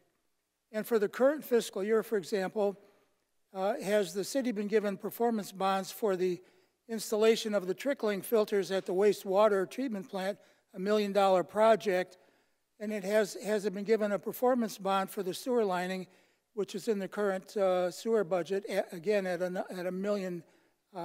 cost of $1 million. And because of the previous problem with sewer lining, is the city inspecting the work to see that we are getting what we are paying for?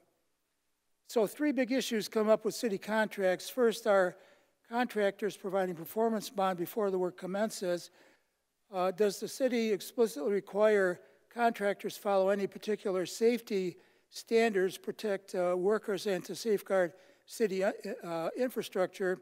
And again, the fire during the roof replacement was a breakdown, certainly, of safety procedures. And also, there's a theoretical question there, in my mind, of whether the city itself should have had an inspector watching over what was going on in that project. I think I was an inspector myself at a nuclear power plant, and it occurs to me that the city should have had an inspector on that job. Third, does the city review each contract to determine what work needs to be inspected? These are standards that the City Commission ought to impose on city contracts. We need city inspectors to watch for work quality, work completion, and work safety. I hope that we have learned from lessons of the past. It's hard for the public, for me down in the south end, to know what's going on at City Hall, whether all these things are being checked off correctly. And then there's the matter of the contracts themselves. I looked around the internet for advice on reviewing contracts. The most important thing that's mentioned is that contracts should be crystal clear in meaning. The obligations and expectations of the parties should be spelled out completely. We don't hire, we shouldn't have to hire lawyers to either interpret the contracts or to inspect it to see that the terms of the contract have been met. Contracts are not written for lawyers. They're written for people who are not lawyers.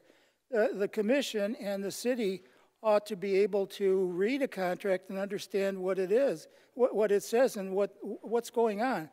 I'm just bewildered by the issues that there are, that we have to hire lawyers to figure it out. The lawyers should have been pressured into making the contracts legible and understandable before they were signed, not now.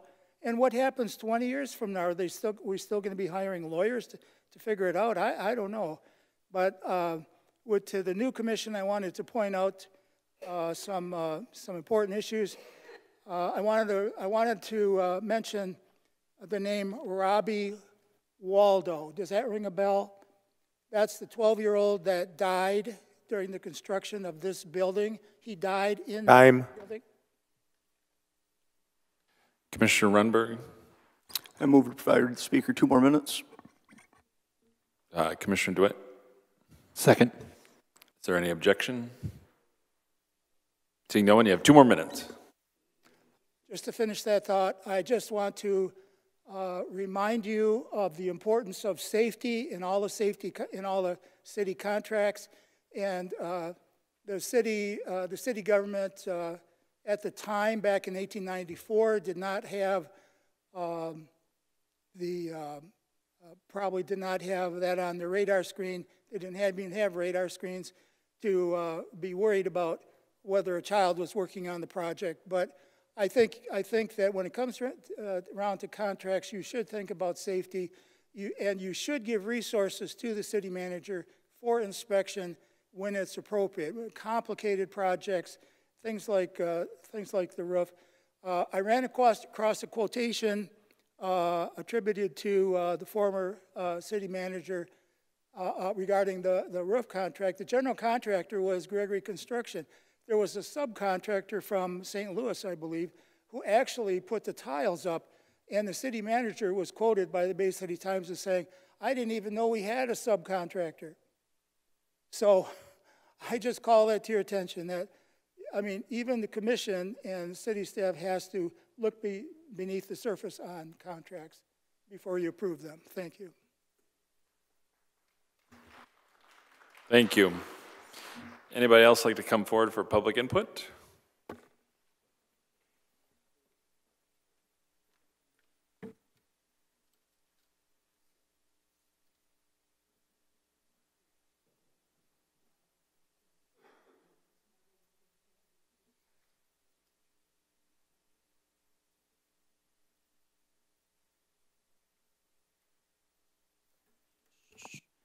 Good evening, Commissioners, Mayor Gerard.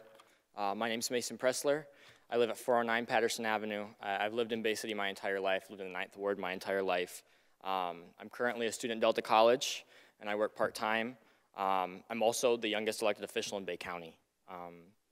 So being that I'm a young person in the politics business, I get a lot of questions about our declining population and what we can do to attract and retain young people in this community and get them to stay here. So this is a very complex issue. There isn't a single policy solution that will reverse this problem overnight and constantly start bringing people here in droves. But I think it's clear that we need to do that. Our infrastructure is crumbling. I'm sure we all know what had to happen with the bridges. Some of you were there for that vote. That was not an easy decision, whether you agree with it or not. I think moving forward, making sure that Bay City is a place that people want to be and that protects and invites young people, people of color, people of diverse backgrounds, that's important. And if we pass up the opportunity on this resolution today, on the resolution that Chris Rumberg is proposing, that's a failure. And I don't know how I can go back to young people in this community and say that this community cares about them. Because if you vote no on that, you're saying that it doesn't. Thank you.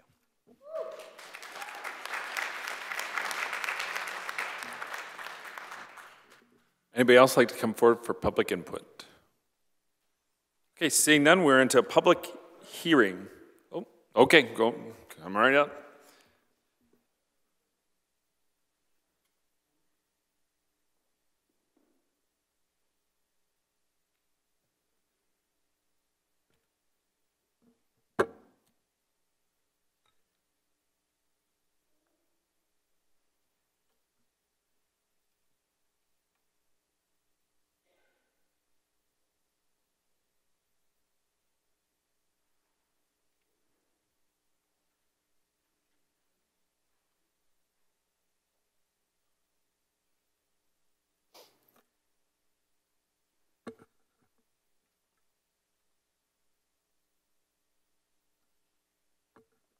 My name is Jeff Reed, 409 Fillmore. I am not a fan of the Bay City Bridge Partners. I'm highly against it, and we're going to have to all step up to the plate and put an end to this. I want to start out with this contract. I got this contract earlier. I went to the city manager's office. She was very helpful. It cost me $14.50. I'm not very good with words, but I explained it, and she understood what I was trying to get. So I did receive the contract. I had a little bit of time to read through it. I didn't see anything in here that really helps us. This is the other contract from the Bay City Bridge Partners. When you get your transponder, you automatically entered into a contract with the Bay City Bridge Partners. So my question to this commission and the mayor, the city of Bay City, why am I required as a Bay City resident to enter into a contract with these thieves? You don't have to answer. You can tell me what the answer is at our next meeting. That's one of the questions. So these actually mean nothing to me. Now, moving on.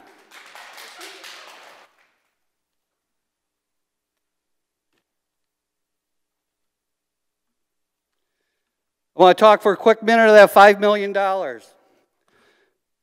$5 million from the Bay City Bridge Partners, I'm going to say it again, we need to leave it in the bank.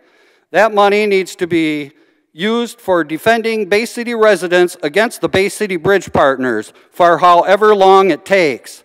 At the end of our legal battle, when all legal fees have been paid in full, Bay City residents will decide how to spend the balance.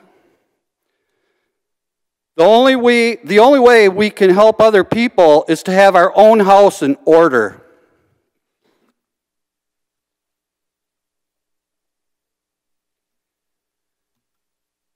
Okay, I told you I was going to come here with a couple questions for you.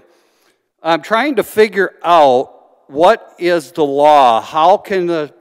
So I Googled it, right? That's what the kids say to do. So my question was, can the Bay City Bridge Partners have your driver's license suspended for not paying a toll?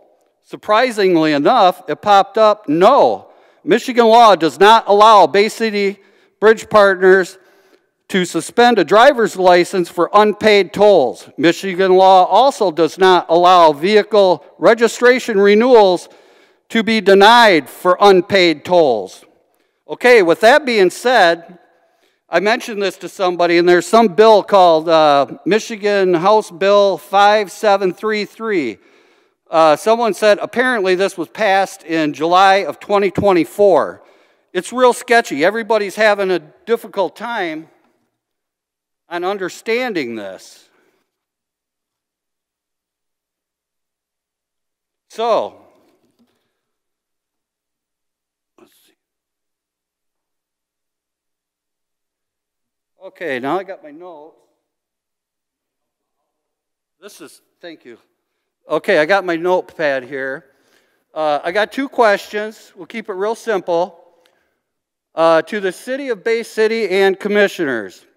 Residents and visitors need to know what the law is. Number one, can the Bay City Bridge Partners use the Secretary of State to suspend your driver's license for unpaid tolls? Real simple. It says check yes or no. Number two, can Bay City Bridge Partners use the Secretary of State to deny your registration renewal for unpaid tolls? Simple answer. Check yes or no. I'll hold this up so you can all see it. You're all welcome to take a photograph of this after the end of the meeting. Someone said they'd hold this? Yeah, I got you, man. Thank you, sir. Okay, somebody else mentioned that Bay City Bridge Partners don't like them very much.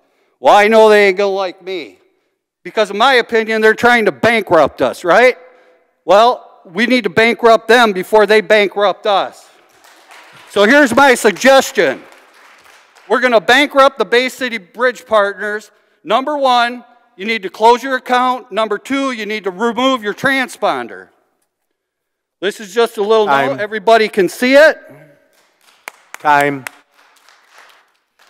Commissioner Runberg. Move to give the speaker 2 more minutes. Is there support? Commissioner Coakley? Support. Any objection? Seeing none, the speaker has 2 more minutes. Thank you. Any other volunteers? Dollar store duct tape. Okay. I do understand that there is a legal system we have to go through, and you guys are getting beat up on it a little bit. But at the end of the day, we cannot negotiate with these crooks. And I'm telling you what, if the city makes a decision on how we're going to handle this or let them slide on this contract, that's going to be very bad for everybody. It's just ridiculous. anything that you guys are going to decide on or agree to, it needs to come to us, the people of Bay City, so we can all let you know what we think. But I think what's going to happen is you guys continue with what you need to do legally, okay? I understand that part. And we, the people, we need to boycott these bridges. We boycott these bridges, we bankrupt Bay City Bridge Partners. Thank you. Thank you. Anybody else like to come forward for public input? Okay, next order of business calls for a public hearing. This is the opportunity for citizens to address the commission regarding public hearing. The ordinance amendment to the Code of Ordinances, Chapter 78, Parks and Recreation, Article 2, Section 7811, establishing a Parks and Recreation Advisory Commission. Is there a motion for the public hearing? Commissioner DeWitt. Motion the public hearing on public hearing 1 regarding Parks and Recreation Advisory Commission. Is there a second? Commissioner Rundberg. Second. Okay, at this. So, under rules of the City Commission, each speaker will be allowed 5 minutes to speak. Commissioner Coakley will serve as the timekeeper. Oh, we already approved that. Anyone wishes to address the commission regarding public hearing item, please come forward, sign the registration sheet, and state your name and address for the record.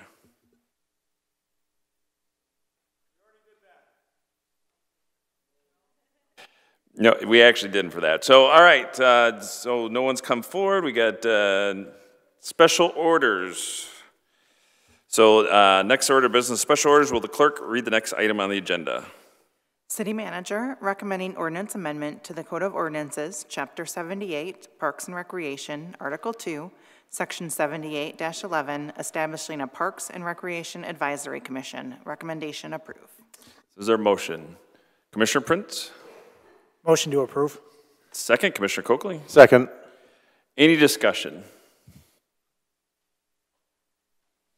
Okay, seeing none, will the clerk please call the roll on the motion adopt? Commissioner Charlebois. Yes. Morris. Yes. Prince. Yes. Coakley. Yes. Bernie Obershaw. Yes. Hilliker. Yes. DeWitt. Yes. Rundberg. Yes. 8 yes. All right, motion passes. Next order of business are items on the regular agenda. Will the clerk please read the next item of business?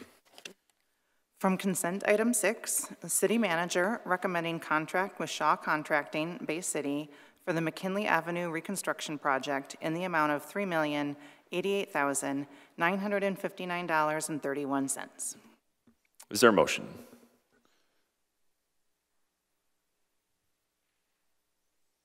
Okay.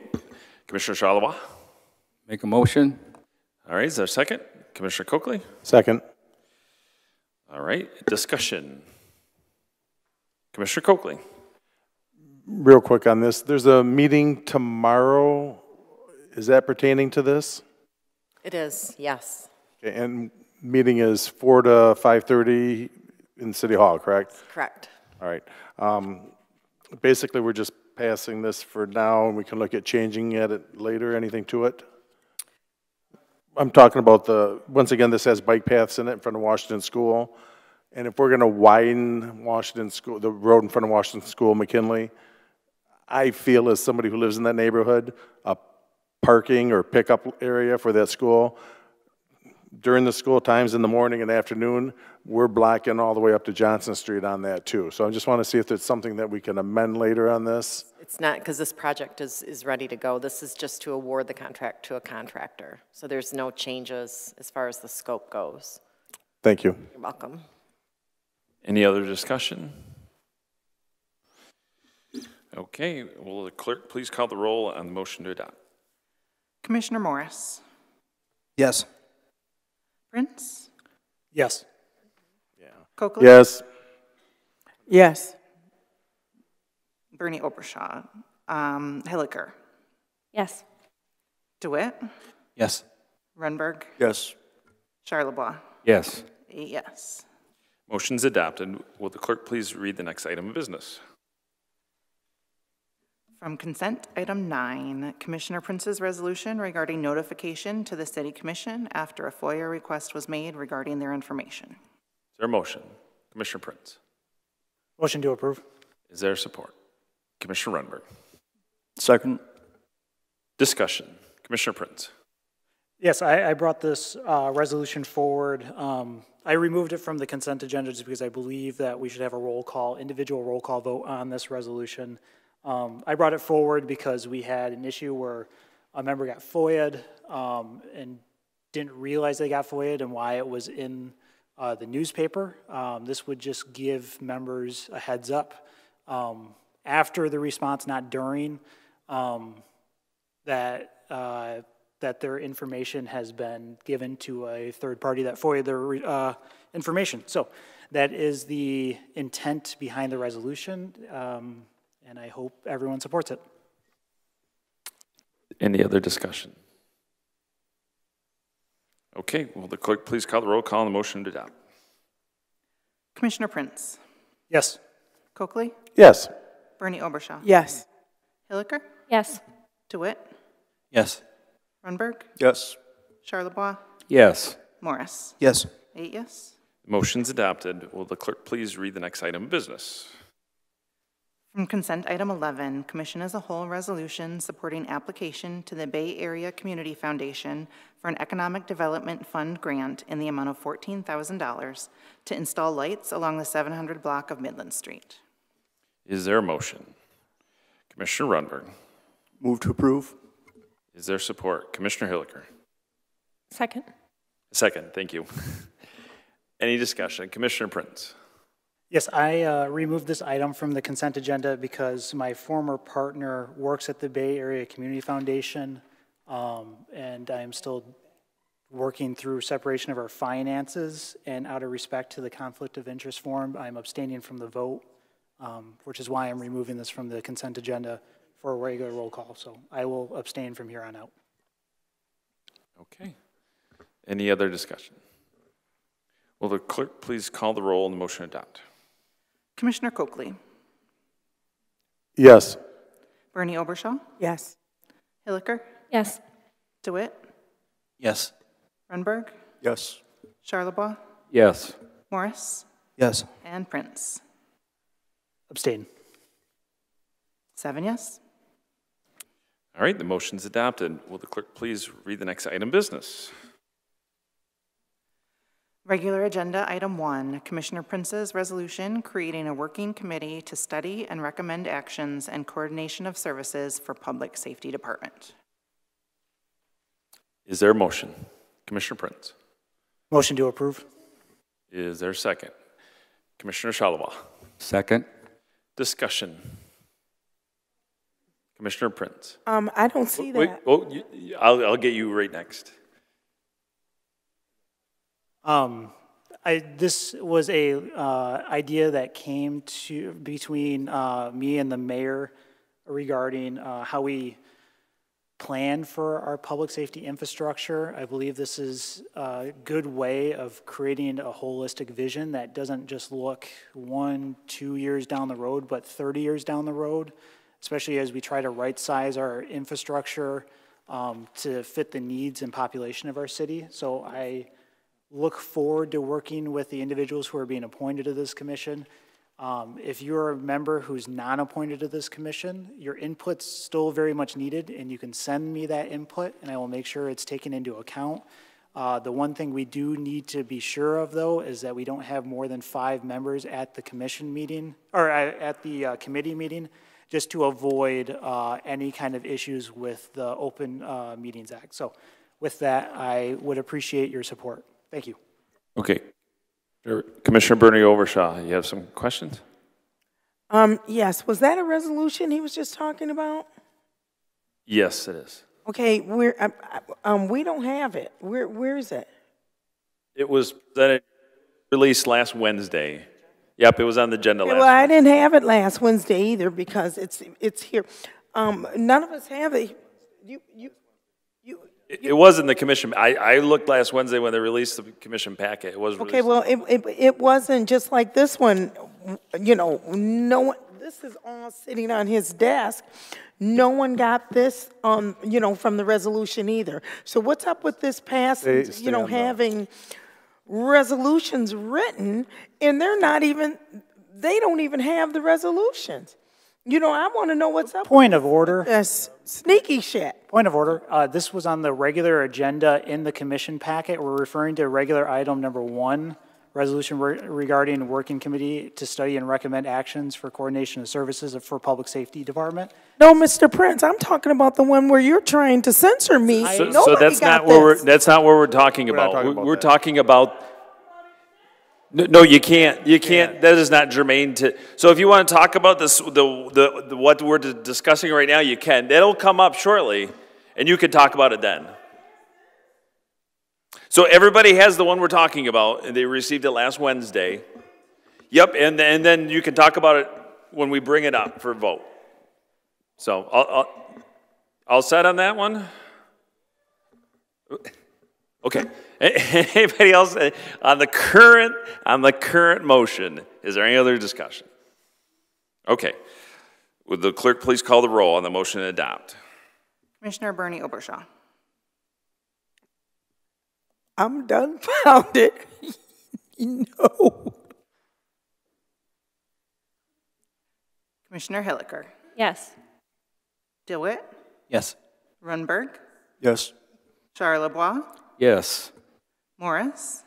Yes. Prince. Yes. Coakley. Yes. 7 yes.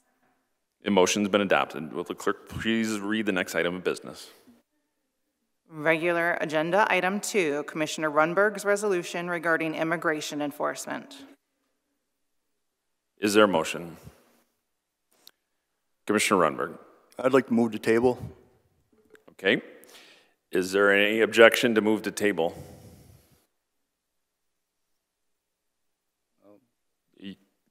Commissioner Charlebois, you object? No. Oh, okay. So you don't. I don't think we need it. Do we need a second to table? We do. Okay. So Commissioner Charlebois is supported move to table. Is there any objection to table the item? Is there a time frame or till when? Next meeting. Okay, till next meeting. Is there objection to that? All right, Commissioner Hilliker. I object because I feel like if we're going to table, we need a reason why. So that's where my objection is at. So I feel that an issue of this magnitude, based on the response that we've had from our community, suggests that we should have all of our commissioners present before we have a vote on it. Okay, nope, now's not the time for that. Thank you. So is there any objection then? So you formally object, is that, okay. So we need to take a roll call on objection to wait till the next meeting. So roll call. The roll call will be on the motion to table. So the roll call is on the motion to table. So a yes is you want to table, a no is you want to vote today. Correct. Commissioner Hilliker. No. DeWitt. Yes. Runberg. Yes. Charlebois. Yes. Morris. Yes. Prince. No. Coakley. No. Bernie Obershaw. Yes. 6 yes. Okay, so the item has been tabled to the next meeting. Madam Clerk, 5. Oh. Sorry. Thank you. So the item still is tabled to the next meeting. All right, will the clerk please read the next item of business? Regular agenda item 3, Commissioner Charlebois' resolution regarding obtaining bids to repair the roof at station number 5 and identify funding sources. Is there a motion? Commissioner Charlebois. Move to amend. I have some. So you have to move to approve first before we actually amend. So move to approve? Yes. Okay, is there a second? Commissioner Runberg. Second. All right, discussion, now's the time. Commissioner Charlebois. Okay, the reason I want to amend is because I had a few minor typos, and I have it corrected. I don't know how proper way to handle that, I can hand it out to everyone if that's okay.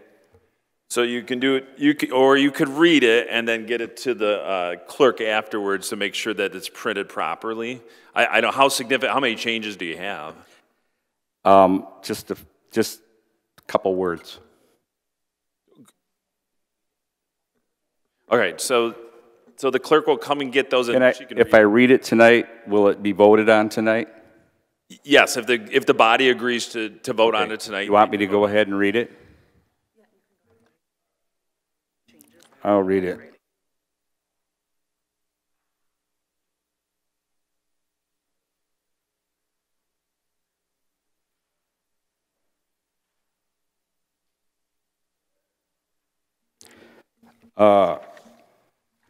This is my resolution. It's actually for the commission if they vote on it. It says, whereas the city manager and public safety director closed and abandoned Station number 5 on July 15, 2024, without knowledge or approval of the city commissioner or the mayor, and whereas this station is located in a highly populated area comprised of many elderly residents, an industrial park, and numerous businesses, and whereas one of the reasons stated for this closure was the safety of the firefighting staff due to a leaking roof and resulting mold, and whereas this abandoned building is a property of the city and a valuable asset that needs to be maintained and repaired before further damage can occur, thus making any repairs more costly. Be it therefore resolved that the City Commission direct the city manager to obtain the appropriate number of bids for the necessary repairs to the roof and interior of Station 5 and provide copies of said bids to the Commission for examination, and be it further resolved that the Commission direct the city manager to identify funding sources for the purpose of making the necessary repairs to the roof and interior of Station 5 to ensure the stability and integrity of this valuable asset. That's it.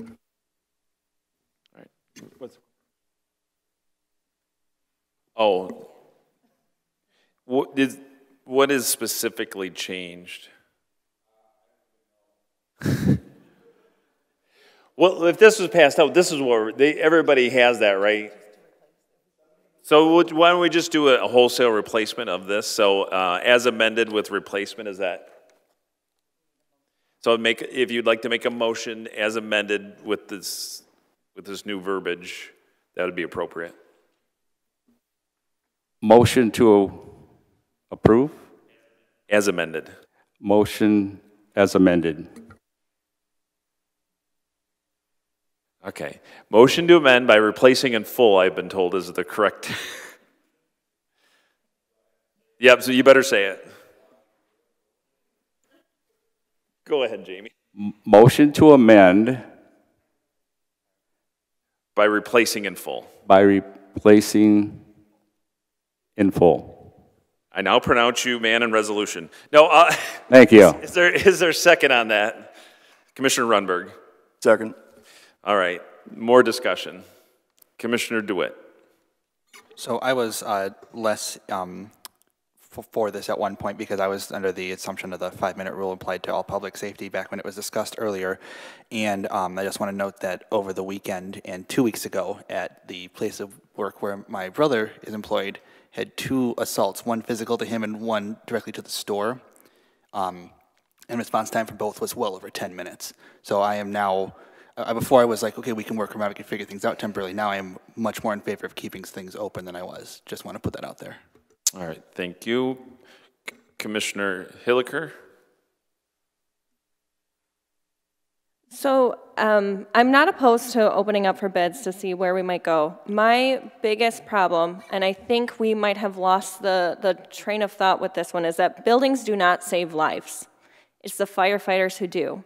When our department gave us this presentation, along with it came the staffing plans and the hardship on the department to be able to fill all the current buildings available at a level that was safe. And if I'm not, I might be a little bit mistaken, but I believe there was only 1 or 2 people who were able to be at that station. And that's the key piece to this.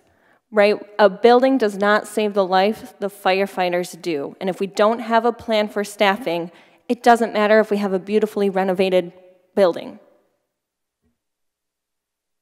All set, Commissioner? Okay, I get any new commissioners that want to say? I want to get new commissioners first who haven't spoken. Commissioner Prince. A question to the city manager. If we were to pass this tonight, how long would it take to properly get bids? So we're going to have to come up with a scope. So we're going to have to get together with public safety, which is going to take some time for us to do a scope. And I recommend that when we do have, get this scope together and the bidding documents together, that we have a walkthrough, because I don't think it's fair to have contractors bid on a building that's in this type of shape. So I think there needs to be a walkthrough by contractors prior. And then we're going to have to put it out for bid for 30 days and then get the bids back to review them. It's going to take, it's going to take time. It's not just a couple-week process. Okay, and if we were to put this out to bid just to see where the numbers are at, it would take obviously a good amount of staff time, yes. So that would factor into the cost. Yes. And if we say, never mind, does that damage our relationship with contractors for them to spend their time doing that and then for us to decide not to move forward with it? In my opinion, yes, you've hit a good point, because the contractors probably have been watching the news, right, that we've had this closed for a while. And if it's not going to be taken seriously that we're going to rehabilitate the entire building, they probably will not put a bid in. And if we do get bids, they're probably going to be high. Okay, all right. Those were my questions. Thank you. Okay, Commissioner Coakley, and then I'll swing my way back. I think Commissioner Prince answered or asked the questions I was looking for. I think I'm good here. Okay, thank you. Commissioner Charlevoix.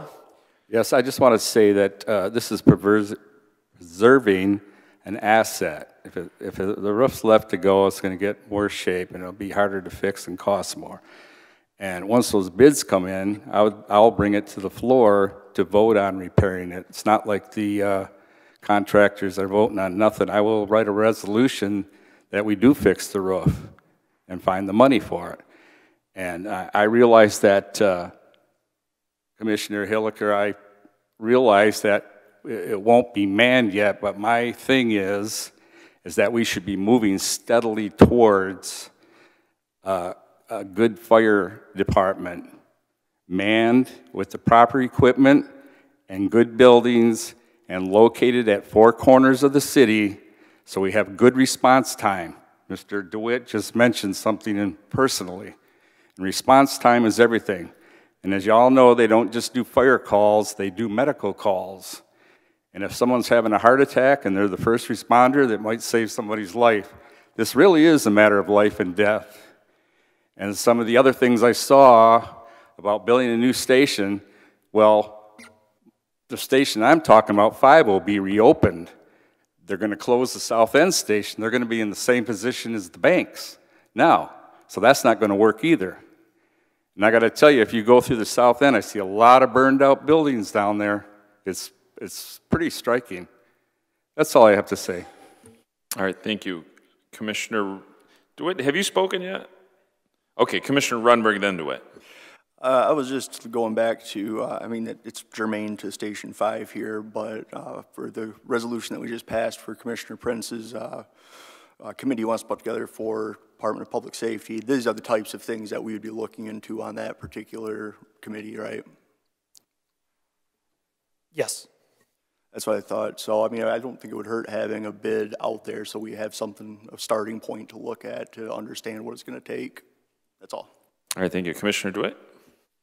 Mine was along similar lines, but I was looking to see if Commissioner Prince had a timeline for a results, anything at this point. I know we're past it just now, so I'm not expecting you to have a hard thing, but did you have a projected timeline for results to come to the whole commission? No, because we haven't started the work yet, so I don't know what that looks like yet, how much we have to dig into it, but I would hope this would be a part of the conversation, obviously. Okay, thank you.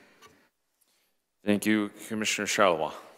One more thing, it would be good if when the committee's formed and also looking at possibly putting out a fire millage to take care of all these problems with the fire department, including staffing, so we could get 5 back up to full staffing.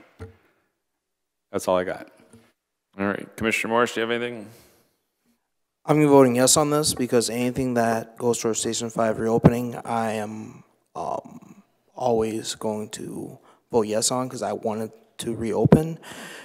This is not a primary issue. The roof is not a primary issue. The primary issue is the staffing.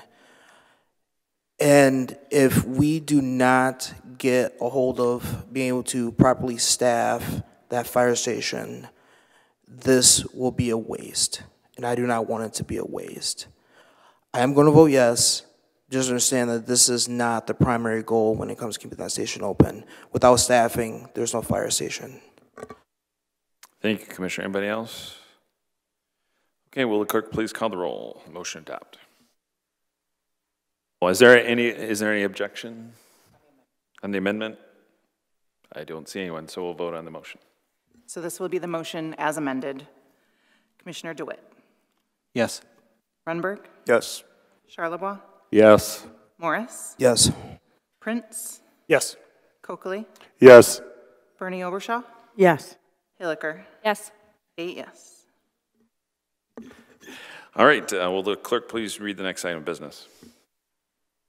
Resolution regarding censure of Commissioner Bernie Obershaw. Is there a motion? Commissioner Prince. Motion to approve. Is there a second? Commissioner Hilliker. Second. Discussion. Commissioner Bernie Obershaw. First of all, I'd like to say something about haunting people's Facebook pages. Yes, I said what I said is freedom of speech on my Facebook page.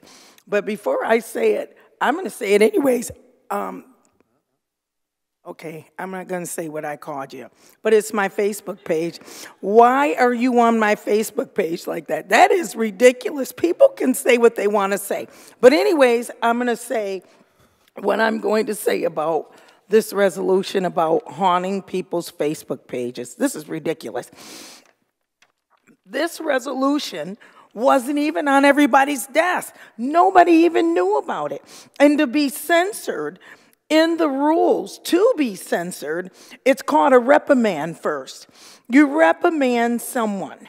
You do not give them a paper, a resolution to be censored. You guys don't even know what you're doing. You didn't even put it on everyone's desk to let them know it was even on the agenda. I mean, you guys are so petty. And then you screenshot my Facebook page to do something so ridiculous because I said, like our president says, on my Facebook, I said, if my president will tell you exactly what he wants you to know because exactly the way he feels about you, the way I feel about our President Prince, I'm going to say it and I'm going to walk out. I said, if my president can say, fuck you, and you ain't nothing but a little bitch, I'm going to say it exactly the way I feel. Sorry. You do nothing for the city. Nothing. All right. Nothing. The people need you. Instead of you sniffing up her ass, do your job.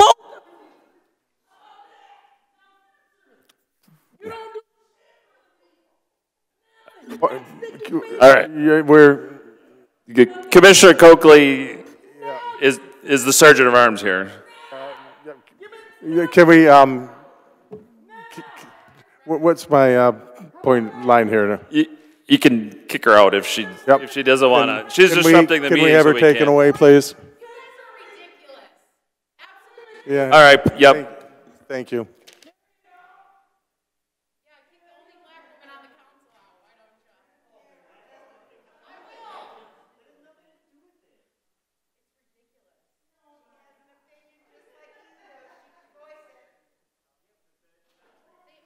All right, Commissioner Prince. So Excuse me in the audience, please. So, a couple of things. I'm going to remain composed and professional because that's who I am. Your friend requested me like 2 months ago, so I'm not haunting your Facebook. It popped up on my news feed.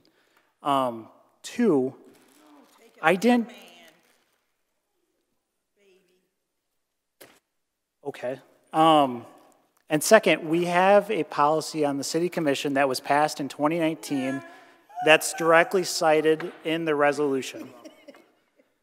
That resolution and that policy was violated, and when you break a rule on the commission, we should hold each other accountable. If I were to do this, I would expect my colleagues to hold me accountable too. That is why this is being brought forward. We have standards on this commission to act professional, and that's my belief. So that's all I have to say about it. If anyone has any questions, I'm happy to answer. All right, Commissioner. What was the swear word used? Bitch, was that the word that you used for her breaking the rules? Because technically that's not a swear word. It's a female dog. Did she say anything else? She repeated what she said. Huh? She already said what she said on Facebook. Well, that's a different issue because we're talking about something that happened in the past over the weekend. And I want to know, in particular, wait a minute. I got the floor right now, by the way, Mr. Prince. You're talking over me. Mr. Coakley? Yes. Was that the word is that word in particular? You said if a swear word is used. I'm finding the screenshot.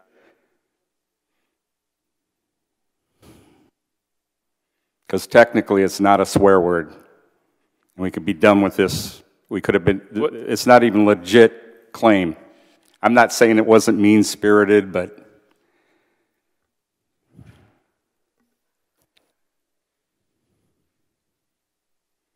just got a copy of it right before the meeting, so I'm looking for it right now. I have a couple here.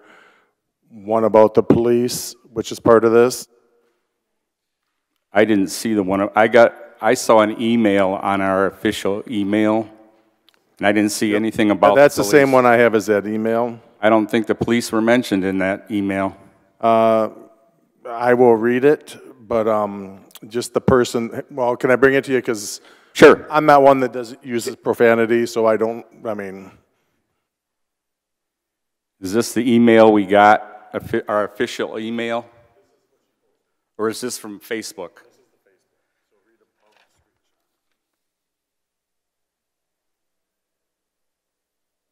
The rules.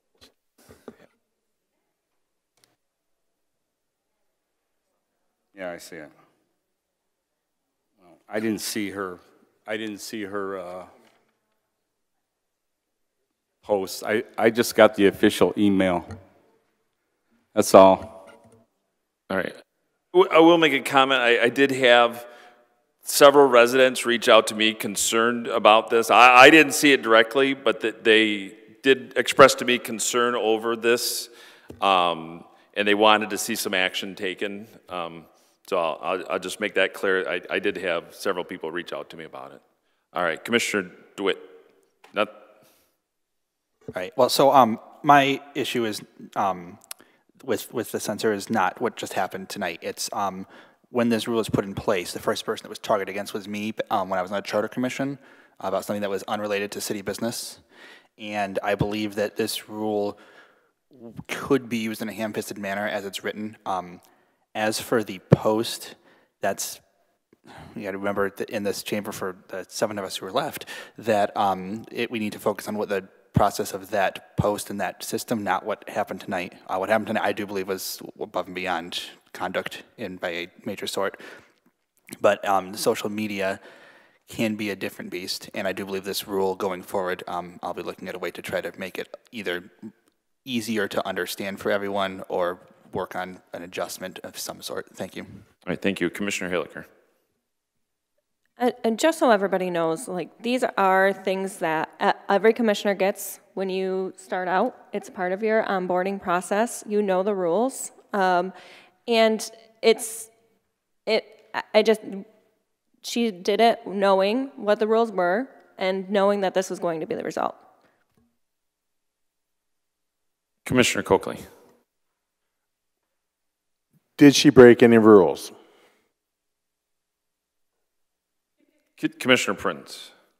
Yeah, I would, I mean, that's the question of the resolution. Did she? I would say she did. One, I sent out a reminder of social media policy and rules of the commission on Friday, February 21st. So she had this in her inbox. She is aware of the policy.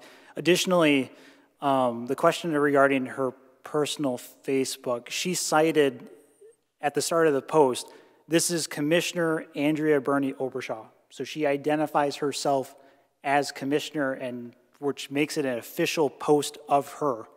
I know that's splitting hairs, but when we're splitting hairs, she's on the wrong side of this. So that's why this is being brought forward. Thank you. Anybody else? Commissioner Coakley? Yeah, like I said, with me being tasked with this because of the position I'm in, that's one thing. I was on the fence with it, and I'm trying to stay focused on this issue at hand, but I cannot look past what happened, even though I have to try to do that, but it's just, you know, if it's happening now or happening later, when's it going to happen? Any other discussion? Commissioner Morris. I'm going to be voting yes on the censure. This isn't the first time she's broken policy. She knows the policy. She's aware of the policy. She continues to break the policy. And how she acted tonight has nothing to do with the policy. Well, it has nothing to do with this censure, but it doesn't help her case when she doesn't want to be censured or she gets upset when we censure her. That was ridiculous, and I'm sick of seeing it. So yeah, I'll be voting yes on the censure. All right, thank you. Commissioner Hilliker? Would it be possible to, just for, so that the public knows as well, just to quickly explain what a censure is? Sure.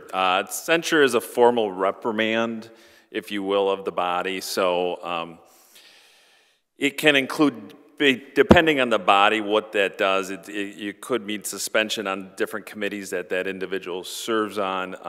For this purpose, it's really more of a reprimand that you shouldn't do this kind of action again. You've broken the rules, and the commission is just saying you broke those rules. Please do not do those, break those rules again. So, Commissioner Coakley.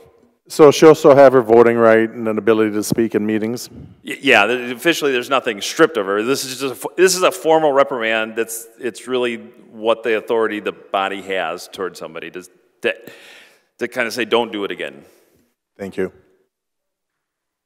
All right, Commissioner Prince? Call the question. All right, any objection?